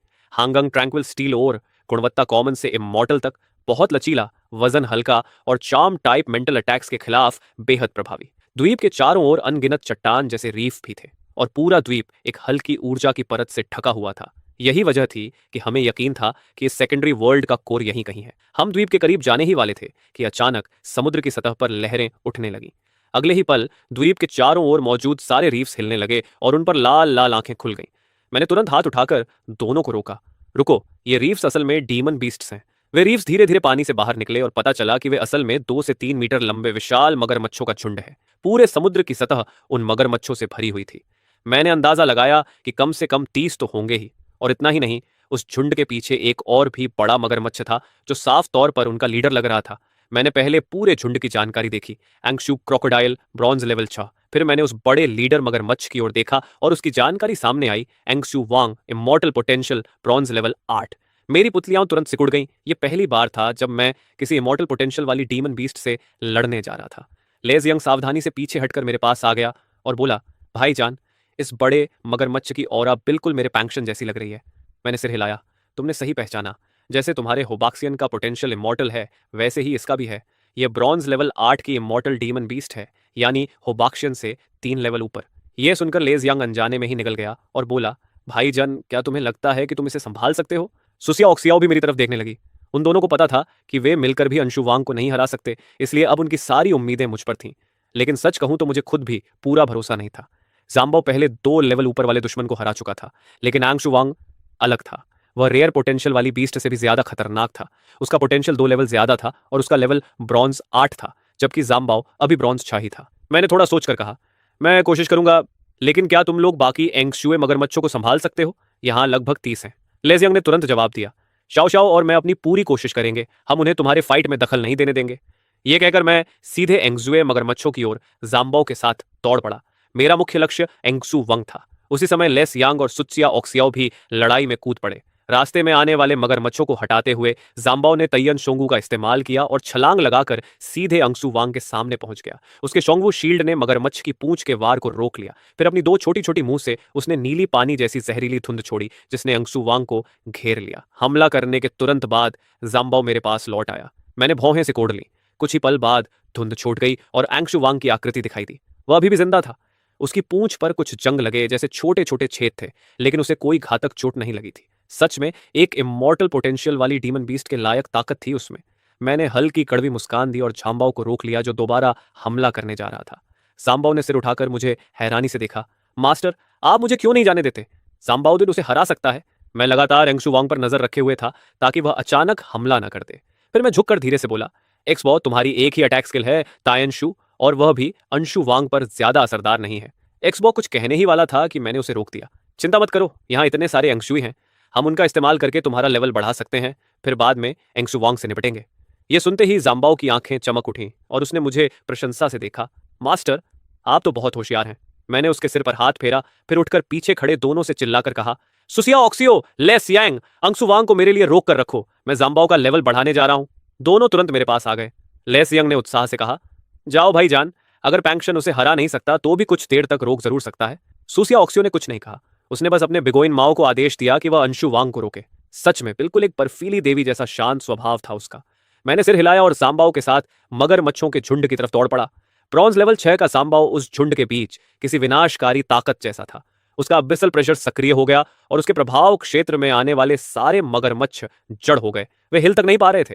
फिर जाम्बाओ ने अपनी दो छोटी मुंह खोलकर तय्यनशु छोड़ा, जिसने उन मगरमच्छों को सीधे जलाकर राख बना दिया।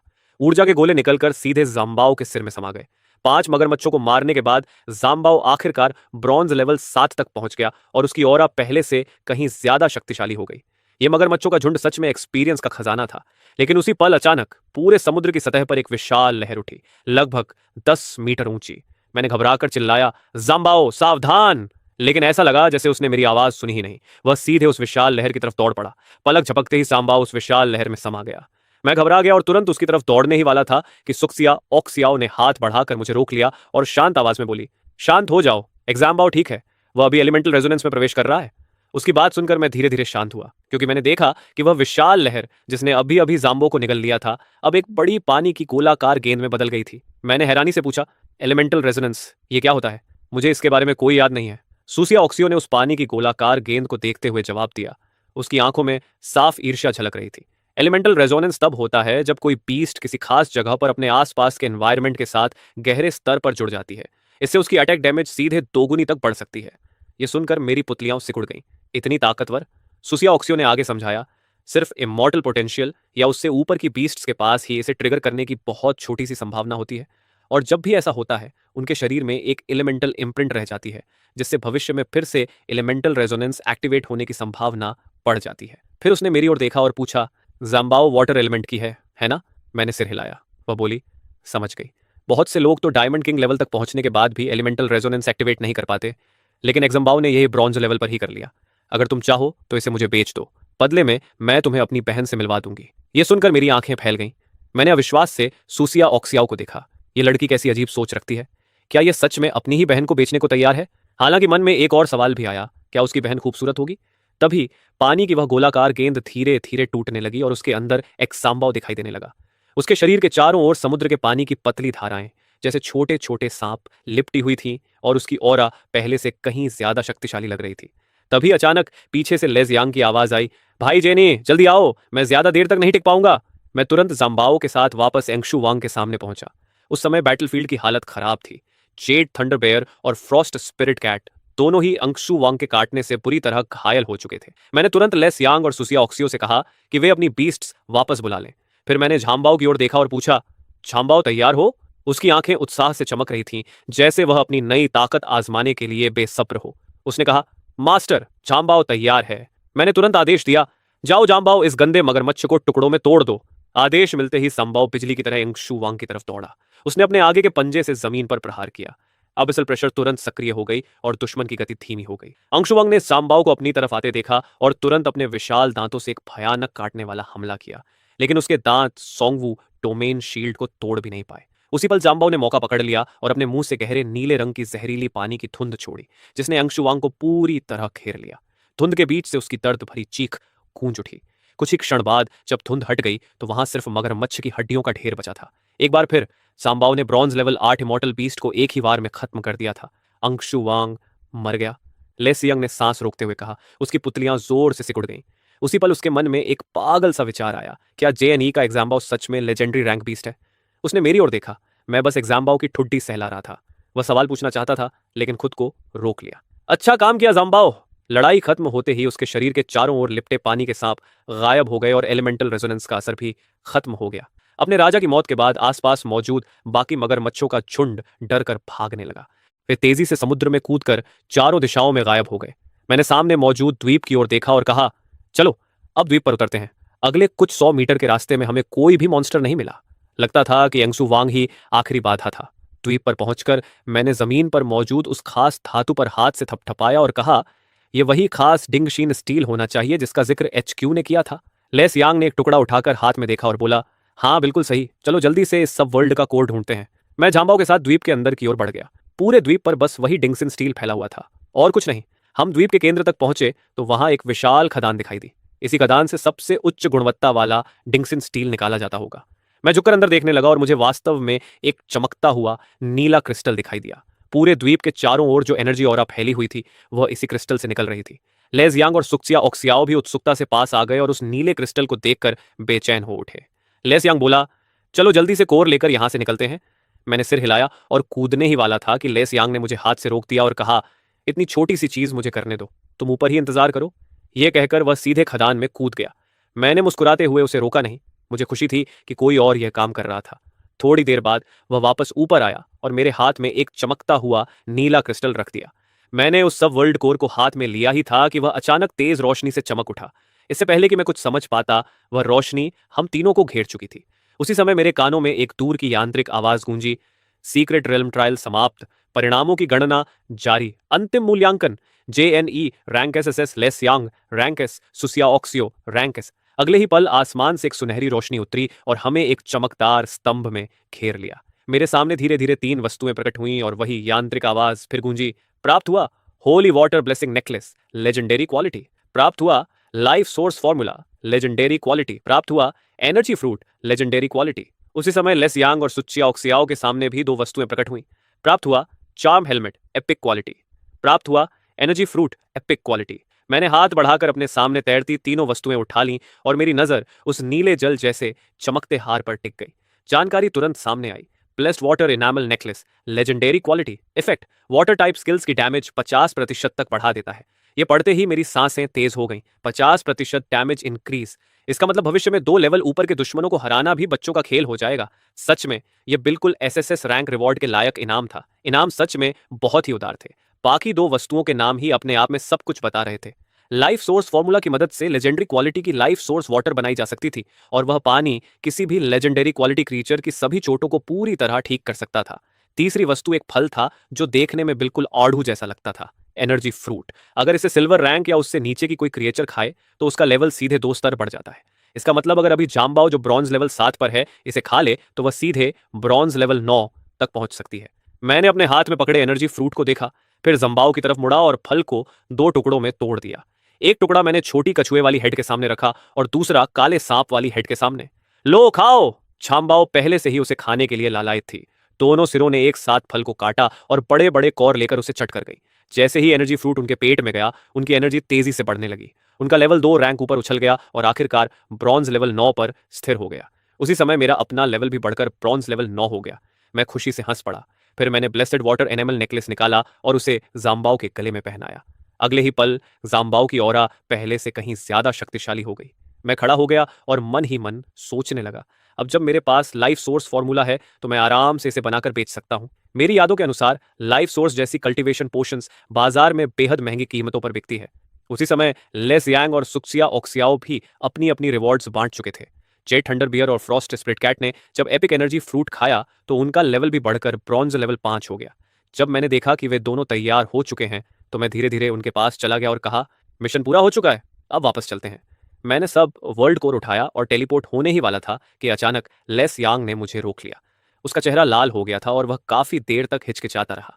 फिर बोला, भाई JNE, अगर तुम कभी JINGDU आओ तो जरूर मुझसे मिलना।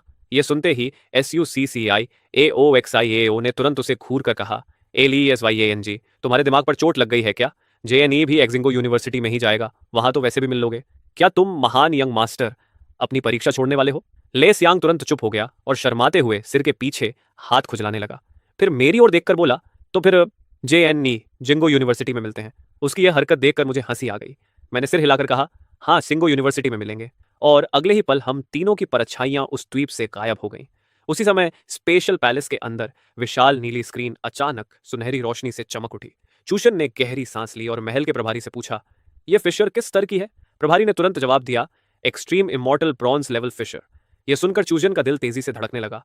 अपनी उत्तेजना दबाते हुए उसने तुरंत फोन निकाला और एक एन्क्रिप्टेड नंबर मिलाया। दूसरी तरफ से एक उम्रदराज आदमी की आवाज आई। चूशन बोला, शंकुंग सीक्रेट रियल में पूरी तरह अलायंस के नियंत्रण में है। तुरंत ग्रेट वॉल आर्मी को इकट्ठा करो और देश की रक्षक दीवार की रक्षा के लिए तैयार हो जाओ। साथ ही सक्यूबस क्लैन की हर गतिविधि पर कड़ी निगरानी रखो। फोन काटने के बाद चूशन का चेहरा गंभीर हो गया। उसे पता था कि अब जब यह सीक्रेट रियल्म अलायंस के नियंत्रण में आ गया है तो सक्यूबस क्लैन को यह खबर जल्दी ही मिल जाएगी।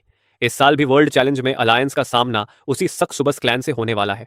वे दानव इस सीक्रेट रियलम को नष्ट करने के लिए हर संभव कोशिश करेंगे, क्योंकि यहां मिलने वाला डिंगसन स्टील उनके लिए एक घातक कमजोरी था। तभी महल के बाहर अचानक 4 आकृतियां प्रकट हुईं। चूशन ने जोर से कहा, मेरे साथ चलो, हम राष्ट्र की ग्रेट प्रोटेक्टिव वॉल की रक्षा करेंगे।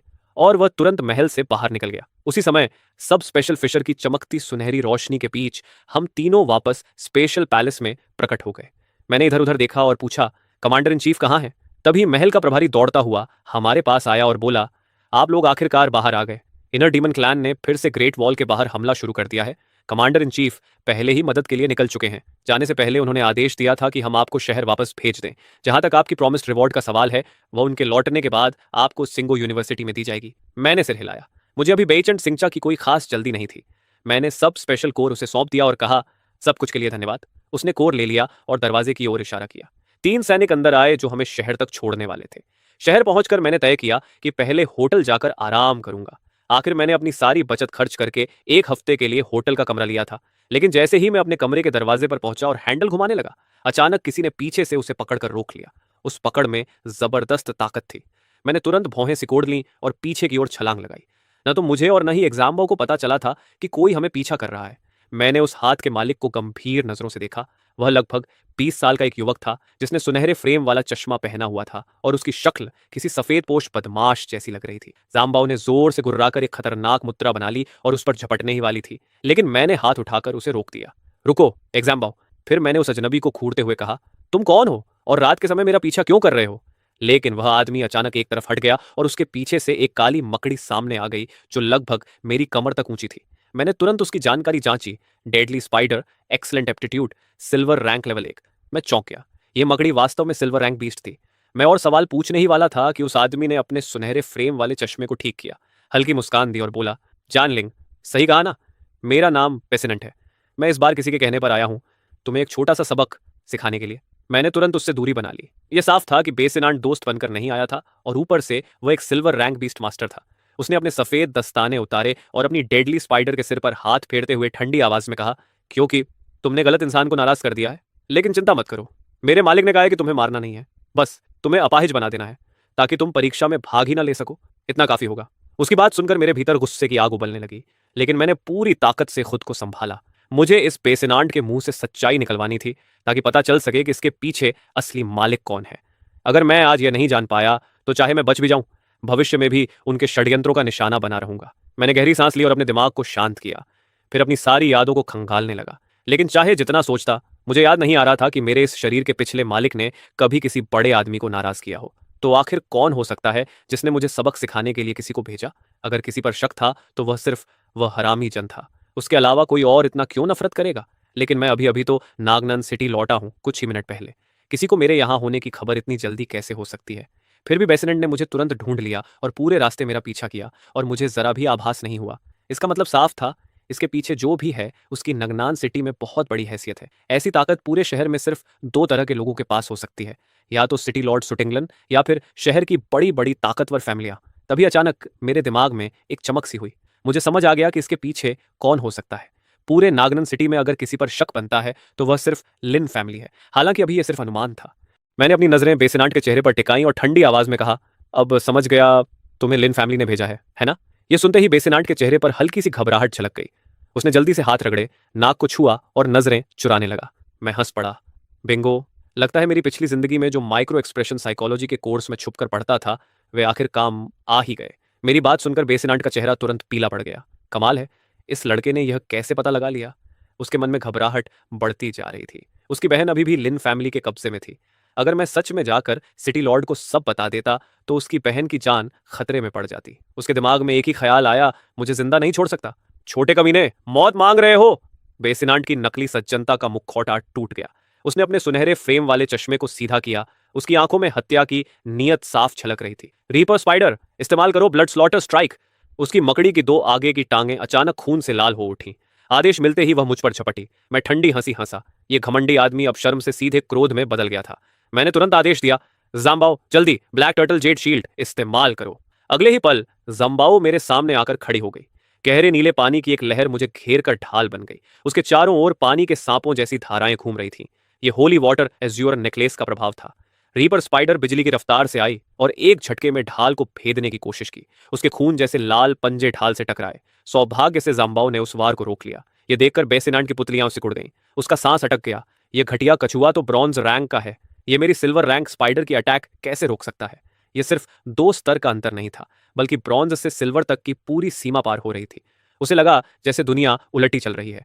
उसी समय मेरा चेहरा सख्त हो गया। सच ये था कि सिल्वर रैंक का अंतर बहुत बड़ा होता है। अभी भी जाम्बाओ का ब्लैक टर्टल जेड शील्ड एक ही वार में टूट गया था।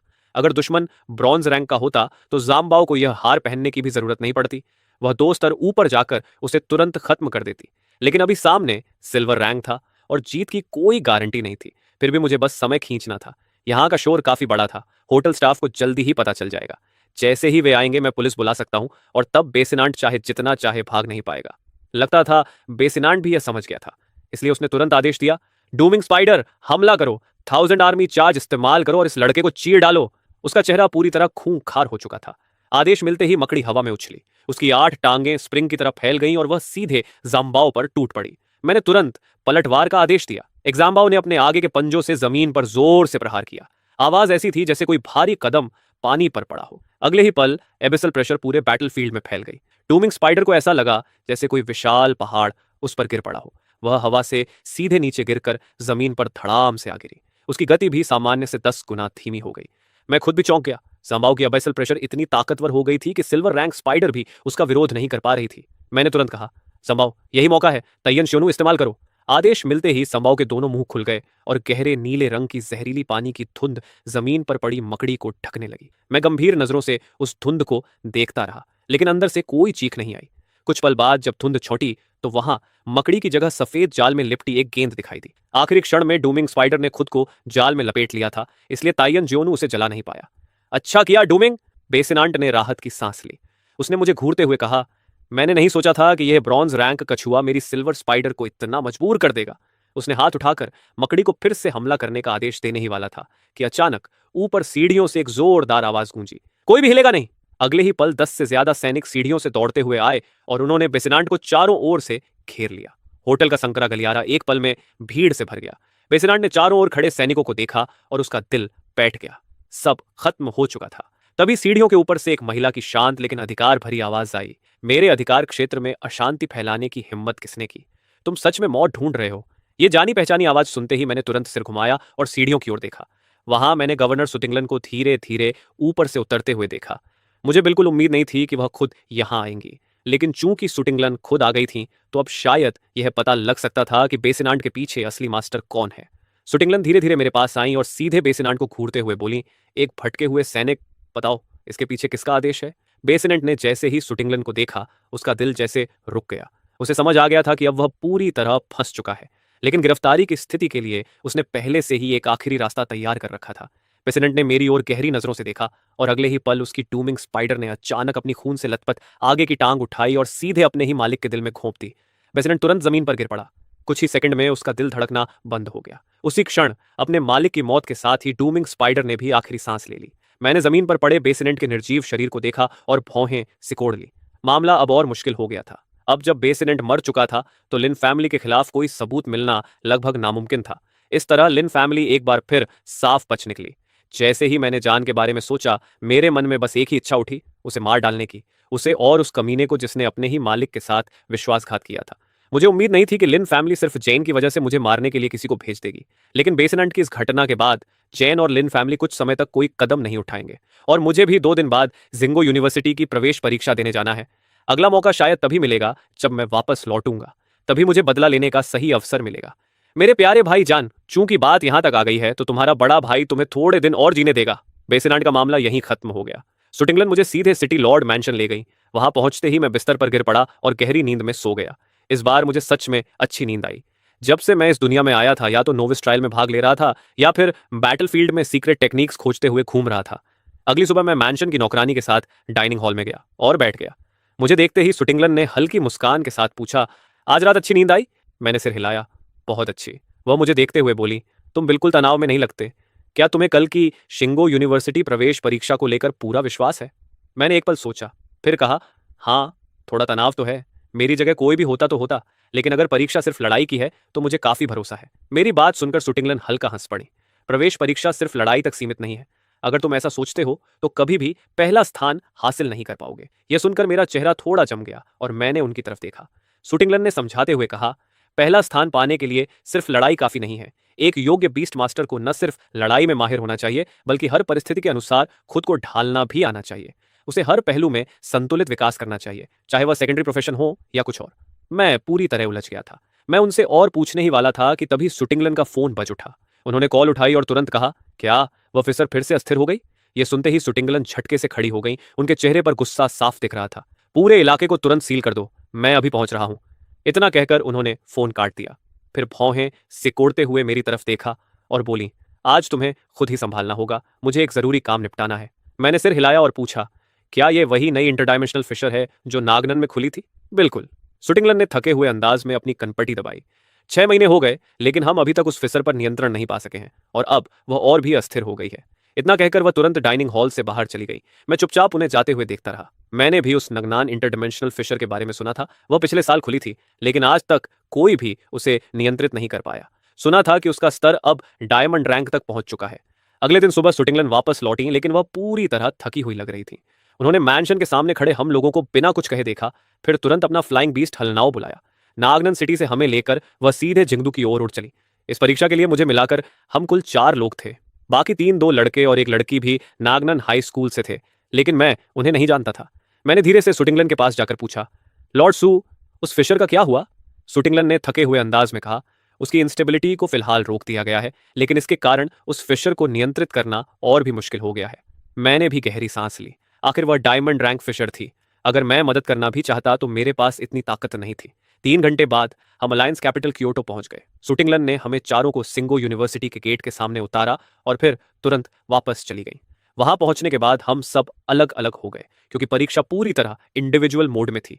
मुझे किसी टीममेट की जरूरत नहीं थी। तभी अचानक पीछे से एक जानी पहचानी आवाज आई। सुसिया ऑक्सियो मेरी तरफ आती हुई बोली, जने, काफी समय हो गया।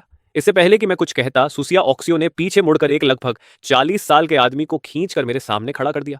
वह आदमी लगभग 2 मीटर लंबा था और उसकी काया बेहद ताकतवर थी। उसके उभरे हुए मांसपेशियां कपड़ों की आस्तीन तक फाड़ देने को तैयार लग रही थीं। सुसिया ऑक्सियो ने हंसते हुए कहा, जेने, ये मेरे पिता हैं, सुयोंग चान। मैंने तुरंत झुककर उनका अभिवादन किया। नमस्ते मिस्टर सू। सुयोंग चान मुस्कुरा रहे थे, लेकिन उनके अंदर एक मजबूत ऑथोरिटी साफ महसूस हो रही थी। उन्होंने मुझे देखते हुए कहा, तो तुम वही हो जो पूरी अलायंस में नंबर 1 आए हो। शाओ शाओ के दोस्त, मैं तुम्हें एक सलाह देता हूं। सिंगो यूनिवर्सिटी की परीक्षा नगनन की परीक्षा जैसी नहीं है। यहां सिर्फ पॉइंट्स इकट्ठा करके सबको हराना काफी नहीं होगा। अगर तुम्हें पहला स्थान चाहिए तो तुम्हें अपनी पूरी ताकत झोंकनी होगी। मैंने शांत चेहरे के साथ सिर हिलाया। चाहे सुटिंगलन हो या सुयोंग चान, दोनों ने मुझे पहले ही चेतावनी दे दी थी कि यह परीक्षा आसान नहीं होगी। लेकिन आखिर यह परीक्षा कैसी होगी? उसी पल मुझे अपने अंदर दबाव बढ़ता हुआ महसूस होने लगा। तुम फिर से उसे डरा रहे हो, सुसिया ऑक्सियो ने नापसंदगी से हल्की सी गुर्राहट निकालते हुए कहा। उसे ऐसा कहते देखकर सुयोंग चान के होंठों पर हल्की मुस्कान आ गई। उन्होंने तिरछी नजर से श्याओ श्याओ को देखा और बोले, ठीक है, मैं और कुछ नहीं कहूंगा। श्याओ श्याओ, तुम JNE के साथ ही रहना और इवेल्युएशन में अपना पूरा बेस्ट देना। मैं चलता हूं। इतना कहकर सुयोंग चान बिना पीछे मुड़े वहां से चले गए। तभी अचानक मेरे पीछे से एक बेहद उत्साहित आवाज गूंजी, JNE, मैं तो तुम्हें याद करते करते मर ही गया था। यह लेस यांग था, जो दौड़ता हुआ आया और सीधे मुझे गले लगा लिया। तभी उसके पीछे खड़े एक युवक ने हंसते हुए कहा, अरे, तो यही है वो मशहूर JNE जी जिसके बारे में तुम हमें इतना बता रहे थे। बोलने वाला भी किसी अमीर खानदान का लड़का लग रहा था और उसके पीछे 1 दर्जन से भी ज्यादा चमचे खड़े थे। साफ था कि वह भी किसी बड़े घराने का बेटा है। यह सुनकर लेस यांग तुरंत मेरी ओर मुड़ा और गर्व से बोला, हाँ, यही है वो नंबर 1 जिसकी मैंने तुम्हें बात बताई थी। अलायंस का पहला स्थान, JNE SSS रैंक। फिर उसने मेरी तरफ इशारा करते हुए कहा, और जेने, यह है ओशन, क्योटो रियल एस्टेट का यंग एयर, मेरा क्योटो वाला दोस्त। मैंने कुछ नहीं कहा, लेकिन जैसे ही ओशन पास आया, मैंने महसूस किया कि उसके साथ खड़े सभी लोग मुझे तिरस्कार से देख रहे हैं, जैसे मैं उनके बराबर का इंसान नहीं बल्कि कोई घिनौना कीड़ा हूं। मैंने शिष्टाचार में हाथ बढ़ाकर उसे ग्रीट करना चाहा, मगर वह हंस पड़ा और बोला, एस रैंक, कितना चमकदार लगता है, लेकिन शिंगो यूनिवर्सिटी में तुम्हारे जैसे गरीब गंवारों की कमी नहीं है जो किसी दूर दराज के गड्ढे से निकलकर यहाँ आ जाते हैं। ए बदबूदार भिखारी, इस चेहरे के साथ तुम पहला स्थान लेना चाहते हो। मैं तो बस इंतजार करूंगा कि तुम कैसे मुंह के बल गिरते हो। ओशियन की आंखों में घमंड साफ दिख रहा था। ओशियन, तुम क्या बकवास कर रहे हो? मैं कुछ कहता उससे पहले ही लेस यंग गुस्से से भर उठा। उसकी आंखें भड़क उठीं और उसने तीखे स्वर में कहा, जैन लिन को खुद ग्रैंड इंस्ट्रक्टर ने पर्सनली बधाई दी है, इसलिए जरा सोचकर बोलो, या तुम ग्रैंड इंस्ट्रक्टर की बात पर शक कर रहे हो? ओशियन को शायद उम्मीद नहीं थी कि लेस यांग इस भिखारी के लिए उससे भिड़ जाएगा, क्योंकि उनके अमीर दोस्तों के इस ग्रुप में हमेशा वही लीडर माना जाता था। वह तमतमाकर बोला, लेस यांग, तुम मुझसे इस लहजे में बात करने की हिम्मत कैसे कर रहे हो? लगता है अलायंस में तीसरा स्थान मिलने के बाद तुम्हें बहुत घमंड हो गया है। और फिर कौन जानता है कि इस जेएनई लिन ने पहला स्थान पाने के लिए कोई चालाकी तो नहीं की? और मान लो कि वह सच में जीनियस है, तो भी अलायंस में ऐसे जीनियस की कमी नहीं है जो बीच रास्ते में मर जाते हैं। यह सुनकर लेस यंग की आंखें लाल हो गईं और वह जवाब देने ही वाला था कि मैंने हाथ उठाकर उसे रोक दिया। सच कहूं तो ओशन की बातें मुझे जरा भी भड़काने में सफल नहीं हुई, बल्कि मुझे वे इतनी हास्यास्पद लगीं कि हंसी आ रही थी। मैंने हल्की मुस्कान के साथ कहा, तो तुम क्योटो रियल एस्टेट के ओशन हो? मेरे चेहरे पर बिल्कुल भी गुस्सा नहीं था, लेकिन मेरी शांत नजर देखकर ओशन का दिल एक पल को कस गया। हालांकि उसने उस एहसास को तुरंत नजरअंदाज कर दिया और व्यंग्य से बोला, क्या हुआ? छोटा भिखारी असहमत है, मुझसे बहस करना चाहता है? मैंने सिर हिलाते हुए हल्की हंसी के साथ कहा, नहीं, किसी कमजोर और नाकाबिल इंसान से बहस करना मेरी आदत नहीं है। मैं बस ये जानना चाहता हूं कि तुम्हारी बकवास खत्म हो गई या नहीं। अगर खत्म हो गई हो तो हट जाओ, तुम मेरा रास्ता रोक रहे हो। यह सुनते ही ओशन के पीछे खड़े उसके आदमी भड़क उठे। उनमें से एक चिल्लाया, भाई ओशन, ये लड़का बहुत घमंडी है, मैं सहन नहीं कर सकता, बस आदेश दो, मैं अभी इसे सबक सिखा दूं। मैंने उन्हें देखकर व्यंग्य से हंसी छोड़ी। क्योटो के ये अमीर बिगड़ैल लड़के, जिनमें जरा भी एम्बिशन नहीं था, सच कहूं तो जाम्बाओ अकेला ही इन सबको खत्म कर सकता था। लेकिन ओशियन भी मूर्ख नहीं था। उसने हाथ उठाकर अपने आदमियों को रोक दिया, फिर मुझे घूर कर देखा और बिना कुछ कहे अपने लोगों के साथ मुड़कर चला गया। ठीक उसी समय एक तेज घंटी बजी और सिंगो यूनिवर्सिटी की परीक्षा आधिकारिक रूप से शुरू हो गई। विश्वविद्यालय के अंदर से एक अधेड़ उम्र का आदमी बाहर आया, जिसने काले चश्मे पहने हुए थे और उसके चारों ओर ठंडी सख्त औरा थी। उसे देखते ही भीड़ में चल रही सारी फुसफुसाहट एकदम से बंद हो गई। उसने शांत लेकिन साफ आवाज में कहा, मेरा नाम बेफेंग है, मैं इस परीक्षा का चीफ एग्जामिनर हूं, समय आ गया है, मेरे पीछे चलो, बेकार की बातें मत करो। इतना कहकर बेफेंग मुड़ा और सिंगो यूनिवर्सिटी के अंदर की ओर चल पड़ा। यह देखकर सभी 1000 कैंडिडेट्स तुरंत उसके पीछे चल पड़े। कोई भी कुछ नहीं बोल रहा था। हवा में तनाव इतना भारी था कि सांस लेना मुश्किल लग रहा था। लगभग आधे घंटे चलने के बाद हम आखिरकार परीक्षा स्थल पर पहुंचे। वह एक विशाल मैदान था और उसके चारों ओर 79 कॉम्बैट अरीनास बनी हुई थी। लेकिन अजीब बात यह थी कि हर अरीना पर पहले से एक एक स्टूडेंट खड़ा था। भीड़ में से किसी ने सवाल किया, यहाँ अरीनास क्यों हैं? क्या हमें आपस में लड़कर रैंकिंग तय करनी है? उस समय बिफेंग पहले ही मंच पर पहुंच चुका था। उसने कहा, पहला राउंड कॉम्बैट एबिलिटी का टेस्ट है, लेकिन तुम लोग आपस में नहीं लड़ोगे। तुम जो इन अरीनास पर खड़े लोगों को देख रहे हो, ये पिछले बैच के स्टूडेंट्स हैं और ये इस राउंड के अरीना मास्टर्स हैं। तुम में से हर कोई इनमें से किसी एक को चुनकर उसे चैलेंज करेगा। अगर तुम 3 मिनट तक बिना हारे टिके रहते हो तो तुम ये राउंड पास कर लोगे। बेशक परीक्षा के दौरान अरीना मास्टर अपनी ताकत सीमित रखेंगे ताकि वह ब्रॉन्ज लेवल से ऊपर न जाए। उनकी यह सीमा उनके अरीना नंबर के अनुसार तय होगी। जितना मजबूत अरीना मास्टर तुम चुनोगे, जीतने पर उतने ही ज्यादा पॉइंट्स मिलेंगे। इतना कहकर बेफेंग ने भीड़ पर नजर दौड़ाई और अचानक उसकी नजर मुंह पर टिक गई। वह हल्का सा मुस्कुराया और बोला, पूरी अलायंस का पहला एसएसएस रैंक है ना? उम्मीद है तुम हमें कुछ सरप्राइजेस दोगे। इतना कहकर बेफेंग ने हल्की हंसी छोड़ी। फिर उसके पैरों के नीचे हवा का झोंका उठा और वह सीधे हवा में उड़ गया और विश्वविद्यालय की गहराइयों की ओर गायब हो गया। मैदान में खड़े 1000 स्टूडेंट्स हैरानी से एक दूसरे को देखने लगे। किसी ने अविश्वास से कहा, क्या मुझे भ्रम हो रहा है या एग्जामिनर सच में उड़कर गया? मैं भी बिफेंग की दूर जाती हुई परछाई को देख रहा था। हवा में उड़ना मतलब कम से कम अवेकनिंग लेवल की ताकत। सच में सिंगो यूनिवर्सिटी अलायंस की सबसे बड़ी यूनिवर्सिटी होने का हकदार है। यहाँ एक साधारण एग्जामिनर भी अवेकनिंग लेवल का है। जब बिफेंग जा चुका तब भी मैंने जल्दबाजी नहीं की। मैंने पहले बाकी लोगों के चुनाव देखना ठीक समझा। लेस यंग और सुचिया ओक्सियाओ भी जल्दी में नहीं थे। हम तीनों चुपचाप खड़े होकर दूसरों की बातें सुनते रहे। तभी एक छात्र आगे बढ़ा और अरीना नंबर 5 के सामने पहुंचा। उसने मंच के नीचे लगे स्क्रीन पर अपना हाथ रखा। तुरंत एक नीली रोशनी ने उसे घेर लिया और जब उसने आंखें खोलीं तो वह पहले ही एरीना पर खड़ा था। एक यांत्रिक आवाज गूंजी, student news challenges arena number 5, time limit 3 minute, परीक्षा शुरू। जैसे ही लड़ाई शुरू हुई, उसी पल एरीना के ऊपर एक बड़ा इलेक्ट्रॉनिक स्क्रीन उभर आया और उस पर पूरा मुकाबला साफ साफ दिखने लगा। उस बड़े स्क्रीन के जरिए मैंने दोनों लड़ाकों के फेमिलियर्स को देखा। सोनस क्वियन का फेमिलियर एक छोटा सा जंगली बछड़ा था, जिसकी ऊंचाई मुश्किल से एक इंसान की आधी होगी। मैंने आदतन उसकी जानकारी जांच ली। Water walking yellow calf, bronze rank 5। इसके बाद मेरी नजर एरिना मास्टर के फेमिलियर पर गई। Moon night wolf king, epic potential, silver rank 1, लेकिन परीक्षा के नियम के कारण उसकी ताकत दबाकर ब्रॉन्ज रैंक 6 कर दी गई थी। बस एक नजर में ही मुझे साफ समझ आ गया कि नूसन चियन की हार तय है। 3 मिनट टिकना तो दूर, अगर उसका वाटर वॉकिंग येलो काफ 1 मिनट भी टिक जाए तो वह खुद में एक कमाल होगा। मैं उस अरीना मास्टर को ध्यान से देखने लगा। सिंगो यूनिवर्सिटी हर साल बाहर से सिर्फ 200 छात्रों को भर्ती करती है, और सच कहूं तो पूरी अलायंस में कितने लोग होंगे जो ऐसी कठिन परीक्षा पास कर सकते हैं। मुझे इसमें कोई शक नहीं था कि जो भी छात्र यहाँ दाखिला पाएंगे उनके फैमिलियर्स का पोटेंशियल कम से कम एपिक तो होगा ही। एरिना के ऊपर दोनों लड़ाकों ने औपचारिकता में समय बर्बाद नहीं किया और सीधे लड़ाई शुरू कर दी। जैसा कि मैंने सोचा था, नतीजा बिल्कुल वैसा ही निकला। वाटर वॉकिंग येलो काफ का मून नाइट वुल्फ किंग के सामने कोई मुकाबला ही नहीं था। केवल 30 सेकंड के भीतर ही उस बछड़े का शरीर अनगिनत घावों से भर गया, जबकि दूसरी तरफ मून नाइट वुल्फ किंग के शरीर पर खरोंच तक नहीं आई थी। आखिरकार उसने अंतिम वार किया और फिर आराम से जाकर अपने मालिक के पास लेट गया। साफ दिख रहा था कि अरीना मास्टर ने खुद को काफी रोके रखा था। जमीन पर गिरा हुआ नूसान चियन गुस्से और बेबसी में चिल्ला रहा था, तवान उठो, जमीन पर मत पड़े रहो। उसकी आंखें खून से भरी थीं। वह बार बार अपने फेमिलियर को उठने के लिए कह रहा था, लेकिन वाटर वॉकिंग येलो काफ इतनी बुरी तरह घायल हो चुका था कि वह बेहोश हो गया। इस तरह उसकी परीक्षा यहीं खत्म हो गई। अरीना मास्टर ने हल्की सांस भरी, सिर हिलाया और अपनी जेब से एक लाइफ पोशन निकाल कर कहा, इसे पिला दो, इससे इसके घाव ठीक हो जाएंगे। तुम हार चुके हो।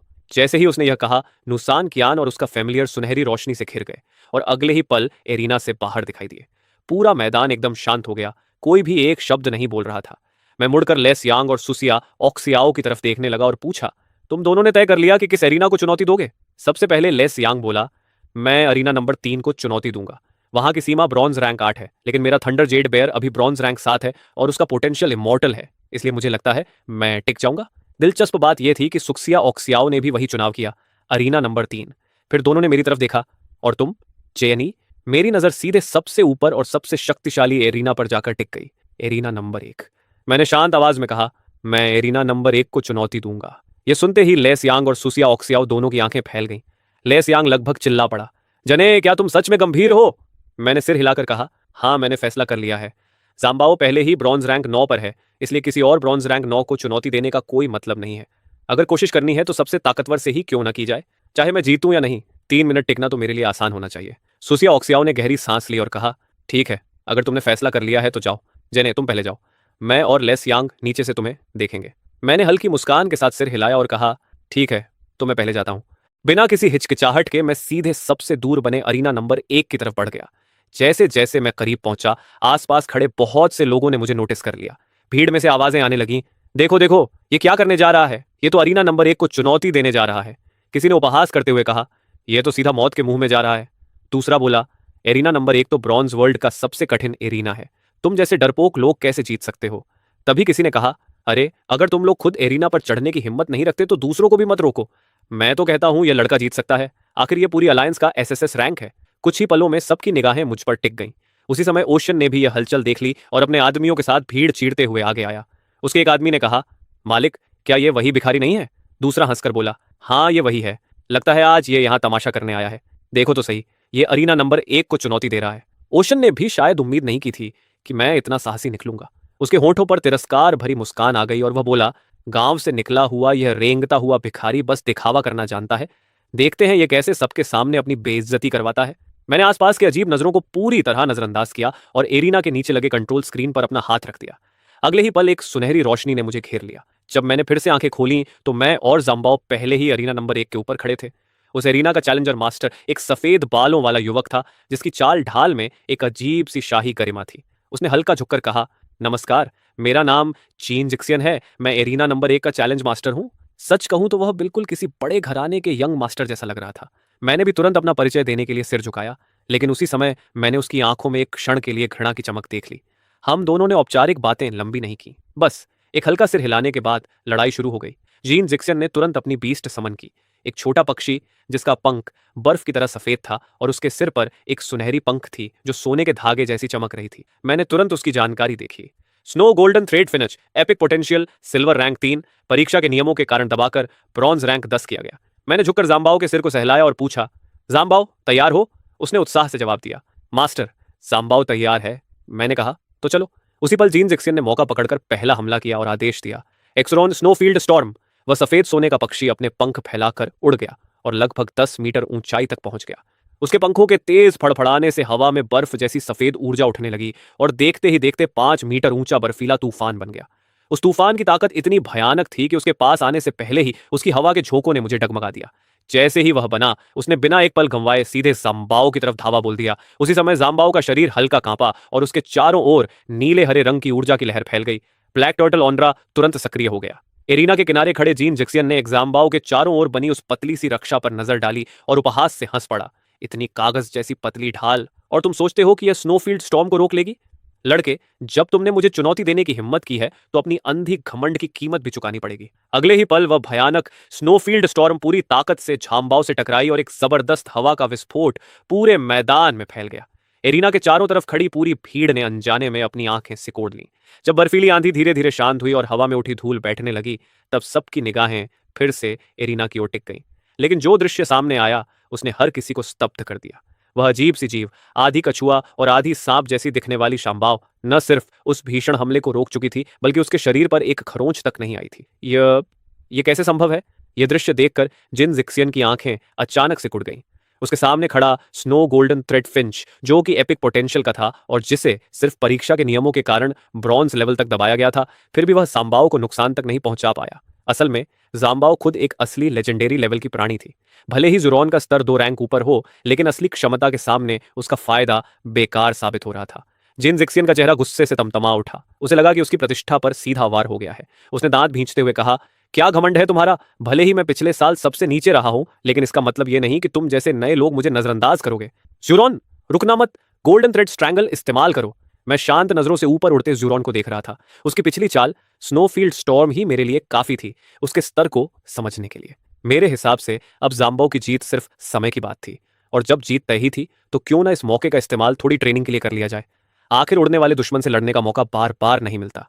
मैंने कहा, जाम्बाओ अभी बस रक्षा करती रहो। उसी समय शुरॉन फिर से आसमान में उड़ा और उसके माथे की सुनहरी पंख अचानक सख्त होकर तेज तलवार की तरह चमकने लगी, जैसे उसके सिर पर कोई सुनहरी तलवार चढ़ी हो। अगले ही पल वह सीधा हमारी ओर झपट पड़ा और उसका निशाना शाम्बाओ के शरीर पर मौजूद काले सांप वाले हिस्से पर था। लेकिन नतीजा वही रहा। जैसे ही उसका golden thread strangle black turtle domain से टकराया, वह किसी पत्थर जैसी कठोर दीवार से टकराकर तुरंत टूट गया। जाम्बाओ के कवच पर खरोंच तक नहीं आई। यह देखकर एरिना के चारों ओर खड़े लोगों के बीच जोरदार शोर उठ गया। अब कई लोग खुलकर मेरी हौसला अफजाई करने लगे थे। यह सब देखकर जिन जिक्सियन का गुस्सा और भड़क उठा। वह यह बात बिल्कुल सहन नहीं कर पा रहा था कि मेरे जैसे एक साधारण लड़के ने उसके फैमिलियर के 2 हमलों को लगातार रोक दिया। गुस्से में उसने फिर आदेश दिया कि जुरॉन दोबारा हमला करे। उसी समय मैंने भी पलटवार का संकेत दिया। मैंने सिर हिलाते हुए हल्की सांस ली और मन ही मन सोचा, अब तो ब्रॉन्ज लेवल के विरोधी जम्बाओ के लिए अभ्यास के लायक भी नहीं रहे। जब बात यहां तक आ ही गई है तो क्यों ना इसे जल्दी खत्म कर दिया जाए। मैंने आदेश दिया, सांबाओ उस पक्षी को नीचे गिरा दो। शाम्बाओ ने तुरंत अपने मालिक की मंशा समझ ली। उसका शरीर हल्का उछला और उसने एरिना की जमीन पर जोर से वार किया, जैसे किसी गहरे समुद्र की शक्ति को जगा रही हो। उसी पल एबिसल प्रेशर सक्रिय हो गई।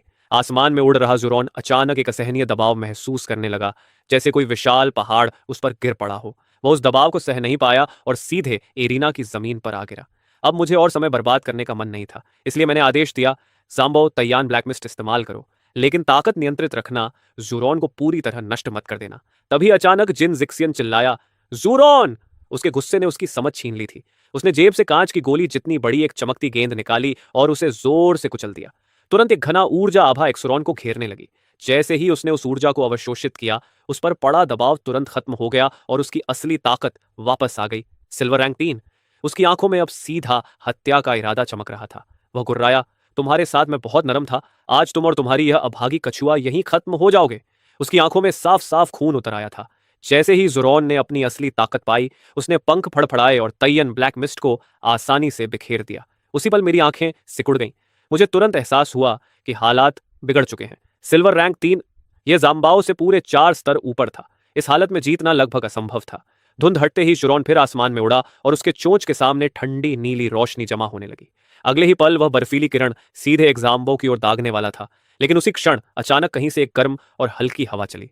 वह हवा एरिना के ऊपर से गुजरी और उस बर्फीली किरण को ऐसे बुझा गई जैसे किसी मोमबत्ती की लौ बुझ जाती है। उसी समय एक ठंडी आवाज गूंजी, जिनजिक्सियन, तुम्हें सजा मिलेगी। अगली बार तुम सीधे निष्कासित कर दिए जाओगे। हवा के साथ धीरे धीरे नीचे उतरते हुए बेफेंक दिखाई दिए।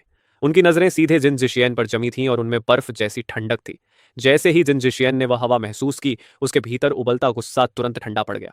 बेफेंग ने सख्ती से कहा, परीक्षा में हस्तक्षेप करना तुम्हारे रिकॉर्ड में दर्ज होगा और इसके लिए तुम्हें 6 महीने की अनुशासनात्मक निगरानी भी मिलेगी। जिनजिक्सियन में विरोध करने की हिम्मत नहीं रही। उसने दांत भींचे और सज्जा स्वीकार करते हुए वहां से चला गया। उसके जाने के बाद मैंने राहत की सांस ली। अगर बेफेंग समय पर नहीं आते तो संभाव सच में घायल हो सकती थी। उस समय मैं बस लड़ाई जल्दी खत्म करने के बारे में सोच रहा था और यह भूल गया था कि जिनजिक्सियन असल में सिल्वर रैंक 3 का है। यह लगभग एक बड़ी दुर्घटना बन सकती थी। उसी समय बेफेंग धीरे धीरे एरिना पर आए और बोले, इस बार गलती जिनजिक्सियन की थी। तुमने परीक्षा पास कर ली है और पहले चरण में तुम्हें पूरा 500 पॉइंट्स मिला है। उन्होंने आगे समझाया, इस प्रवेश परीक्षा में कुल 2 चरण हैं। हर चरण 500 अंक का है। कुल 400 अंक मिलना ही पास होने के लिए काफी है, लेकिन तुम्हारे पहले चरण के अंक ही काफी हैं। यह सुनते ही एरिना के चारों ओर खड़े लोगों में हैरानी की आवाजें गूंज उठी। यहां तक कि दूसरे एरिना के जिम्मेदार लोग भी मुड़कर मुझे देखने लगे। सिंगो यूनिवर्सिटी के इतिहास में पहले चरण में किसी ने भी कभी परफेक्ट स्कोर हासिल नहीं किया था। सच में पूरी अलायंस का एसएसएस रैंक होना यूं ही नहीं था। जब मैं एरिना से नीचे उतरा तो चारों तरफ से ईर्ष्या भरी नजरें मुझ पर टिक गईं, लेकिन किसी अनकहे समझौते की तरह कोई भी मुझे परेशान करने नहीं आया। भीड़ में खड़ा ओशन मुझे घूर रहा था। उसने मन ही मन सोचा, तो क्या हुआ अगर उसने पहला चरण पूरे अंक से पास कर लिया? एक भिखारी आखिर भिखारी ही रहेगा। दूसरा चरण सिर्फ ताकत नहीं जांचता। देखते हैं वह क्या कर लेता है। मैं उसे सिंगो यूनिवर्सिटी में आने का पछतावा करवाऊंगा, और तुम्हें भी, लेस यांग। मेरी लड़ाई खत्म होते ही लेस यांग और सुसिया ऑक्सियाओ मेरे पास आ गए। सुसिया ऑक्सियाओ मुझे प्रशंसा भरी नजरों से देख रही थी और बोली, जेनगे, क्या मैं तुम्हें अपनी बड़ी बहन से मिलवाऊं? वह तुमसे बस 1 साल बड़ी है। तुम दोनों की जोड़ी बहुत अच्छी लगेगी। यह सुनकर मैंने तुरंत हाथ हिलाकर मना कर दिया। आखिर यह दूसरी बार था जब सुसिया ऑक्सियाओ अपनी बहन से मिलवाने की बात कर रही थी। मैं हैरान था। आखिर यह लड़की बार बार मुझे अपनी बहन से क्यों मिलवाना चाहती है? लेकिन इस सवाल का जवाब सोचने का समय भी नहीं मिला, क्योंकि इसके बाद बारी आई लेस यांग और सुसिया ऑक्सियो की परीक्षा की। जैसा कि उम्मीद थी, परिणाम बिल्कुल चौंकाने वाला नहीं था। लेस यांग और सुचिया ऑक्सियाओ दोनों ने अपने अपने प्रतिद्वंद्वी को 3 मिनट के अंदर ही हरा दिया और आखिरकार दोनों को 300 पॉइंट्स मिले। लेकिन जिस बात ने मुझे सच में हैरान किया वह यह थी कि कियोटो के उस गुंडों के झुंड जिसका नेतृत्व ओसियन कर रहा था, उन्होंने भी पूरी परीक्षा पास कर ली और हर एक को 200 पॉइंट्स मिले। मैं अंदर ही अंदर उलझन में पड़ गया। आखिर यह बदमाशों की टोली इतनी ताकतवर कैसे हो सकती है? और संयोग से उस पूरे ग्रुप के फैमिलियर्स भी सभी एपिक रैंक के थे। बाद में लेज यांग ने समझाया तो मुझे असली बात पता चली। असल में वे एपिक फैमिलियर्स ओशन और उसके लोगों ने खुद समन नहीं किए थे, बल्कि उन्होंने उन्हें भारी कीमत देकर खरीदा था। अगले दिन तक कुल मिलाकर 400 से भी कम लोग परीक्षा पास कर पाए थे। मैदान में बने मंच पर बेफेंग खड़े थे और उन्होंने दूसरे चरण की परीक्षा शुरू होने की घोषणा की। यह परीक्षा एक प्रोफेशनल स्पेशलाइजेशन चुनने से जुड़ी थी। मेरे बगल में खड़ी सुसिया ऑक्सियाओ ने धीरे से समझाया कि हर साल प्रवेश परीक्षा का दूसरा चरण इसी चीज पर आधारित होता है, लेकिन उसका तरीका हर बार अलग अलग होता है। मंच पर खड़े बेफेंग ने गला साफ किया और कहा, इस साल की परीक्षा का विषय यह है, अलायंस की 36 मुख्य प्रोफेशंस की शुरुआत के लिए जरूरी मटेरियल्स यहां मौजूद हैं। तुम उनमें से एक प्रोफेशन चुनो, एक दिन के अंदर उसकी इनिशिएशन पूरी करो और फिर अपनी नई क्षमता का प्रदर्शन मेरे सामने करो। यह सुनते ही पूरी भीड़ में जोरदार शोर मच गया। एक ही दिन में किसी सेकेंडरी प्रोफेशन की इनिशिएशन करना, यह कैसे संभव है? कोई भी इस पर विश्वास नहीं कर पा रहा था। लेकिन यही इस परीक्षा की असली कसौटी थी। इसके मुकाबले में सुसिया ऑक्सियाओ सबसे कम हैरान लग रही थी। उसने कहा, पिछले साल मेरी बहन की प्रवेश परीक्षा का दूसरा चरण भी बिल्कुल ऐसा ही था। यह सुनते ही मैं और लेस यांग दोनों एक साथ उसकी ओर मुड़े और पूछा, तो क्या तुम्हारी बहन उस समय सफल हो गई थी? सुचिया ऑक्सियाओ ने आंखें घुमाते हुए कहा, अगर वह सफल नहीं होती तो शिंगो यूनिवर्सिटी में कैसे दाखिला पाती? मैं थोड़ा शर्मिंदा होकर सिर खुजलाने लगा और पूछा, तो उस समय तुम्हारी बहन ने किस प्रोफेशन की इनिशिएशन चुनी थी? सुचिया ऑक्सियाओ कुछ देर सोचती रही, फिर बोली, उस समय मेरी बहन ने ब्लैकस्मिथ का प्रोफेशन चुना था। इनिशिएशन पास करने के लिए बस मटेरियल्स से जुड़े सवालों का जवाब देना पड़ता था, लेकिन मैं तुम्हें यह प्रोफेशन चुनने की सलाह नहीं दूंगी। मैंने हैरानी से पूछा, क्यों? सुक्सिया ऑक्सियाओ का चेहरा थोड़ा लाल हो गया और वह बोली, क्योंकि मेरी बहन की ताकत खैर थोड़ी ज्यादा है। फिर उसने बताया, ब्लैकस्मिथ एक सेकंड टियर प्रोफेशन है और मेरी बहन को उसी से सीधे 300 पॉइंट्स मिल गए थे। मैंने सिर हिलाया और मन ही मन सोचा कि लगता है ब्लैकस्मिथ प्रोफेशन को हल्के में नहीं लेना चाहिए। फिर मैंने उससे पूछा, तो बाकी प्रोफेशंस में कौन से सबसे लोकप्रिय होते हैं? सुसिया ऑक्सियाओ ने जवाब दिया, पिछले सालों में ज्यादातर कैंडिडेट्स टेलर, पीस्ट अप्रेजर या शेफ जैसे प्रोफेशंस चुनते थे, क्योंकि उनमें शुरुआत करना आसान होता है, लेकिन उनके पॉइंट्स भी ज्यादा नहीं होते। सबसे ज्यादा अप्रेजर देता है और वह भी सिर्फ 200 पॉइंट्स। लेकिन अगर किसी प्रोफेशन की बात करें जो सच में सबसे मुश्किल है, इतना कहकर सोक्चिया ओक्सियाओ अचानक रुक गई। उसका चेहरा गंभीर हो गया और उसने कहा, वह है क्रिएटर। यह सुनते ही मेरी आंखें सिकुड़ गईं। मैं इस प्रोफेशन के बारे में जानता था। जैसा कि नाम से पता चलता है, क्रिएटर वह होता है जो ऐसी पोशंस बना सकता है जो बीस्ट्स के पोटेंशियल को बढ़ा दें।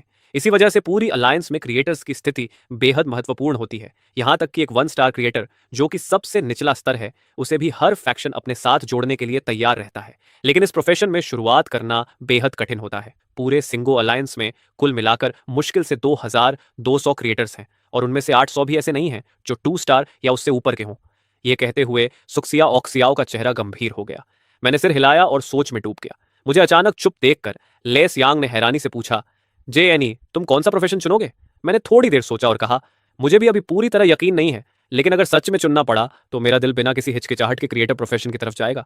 मैंने हल्की मुस्कान के साथ आगे कहा, और ये इसलिए नहीं कि यह सबसे मुश्किल प्रोफेशन है, बल्कि इसलिए कि मेरे पास एक खास गिफ्ट है। मैं बीस्ट्स की एवोल्यूशन पाथ्स देख सकता हूँ। इस एबिलिटी के साथ क्रिएटर बनना मेरे लिए बस एक औपचारिकता है। यह सोचकर मैंने मंच के सामने की ओर देखा। वहां पूरा मैदान 36 अलग अलग क्षेत्रों में बांटा गया था और हर क्षेत्र में किसी एक प्रोफेशन के लिए जरूरी मटेरियल्स रखे थे। मेरी नजर धीरे धीरे घूमते हुए मैदान के सबसे किनारे वाले हिस्से पर जाकर टिक गई। वहां ठीक वही मटेरियल्स रखे थे जो क्रिएटर प्रोफेशन के लिए जरूरी होते हैं।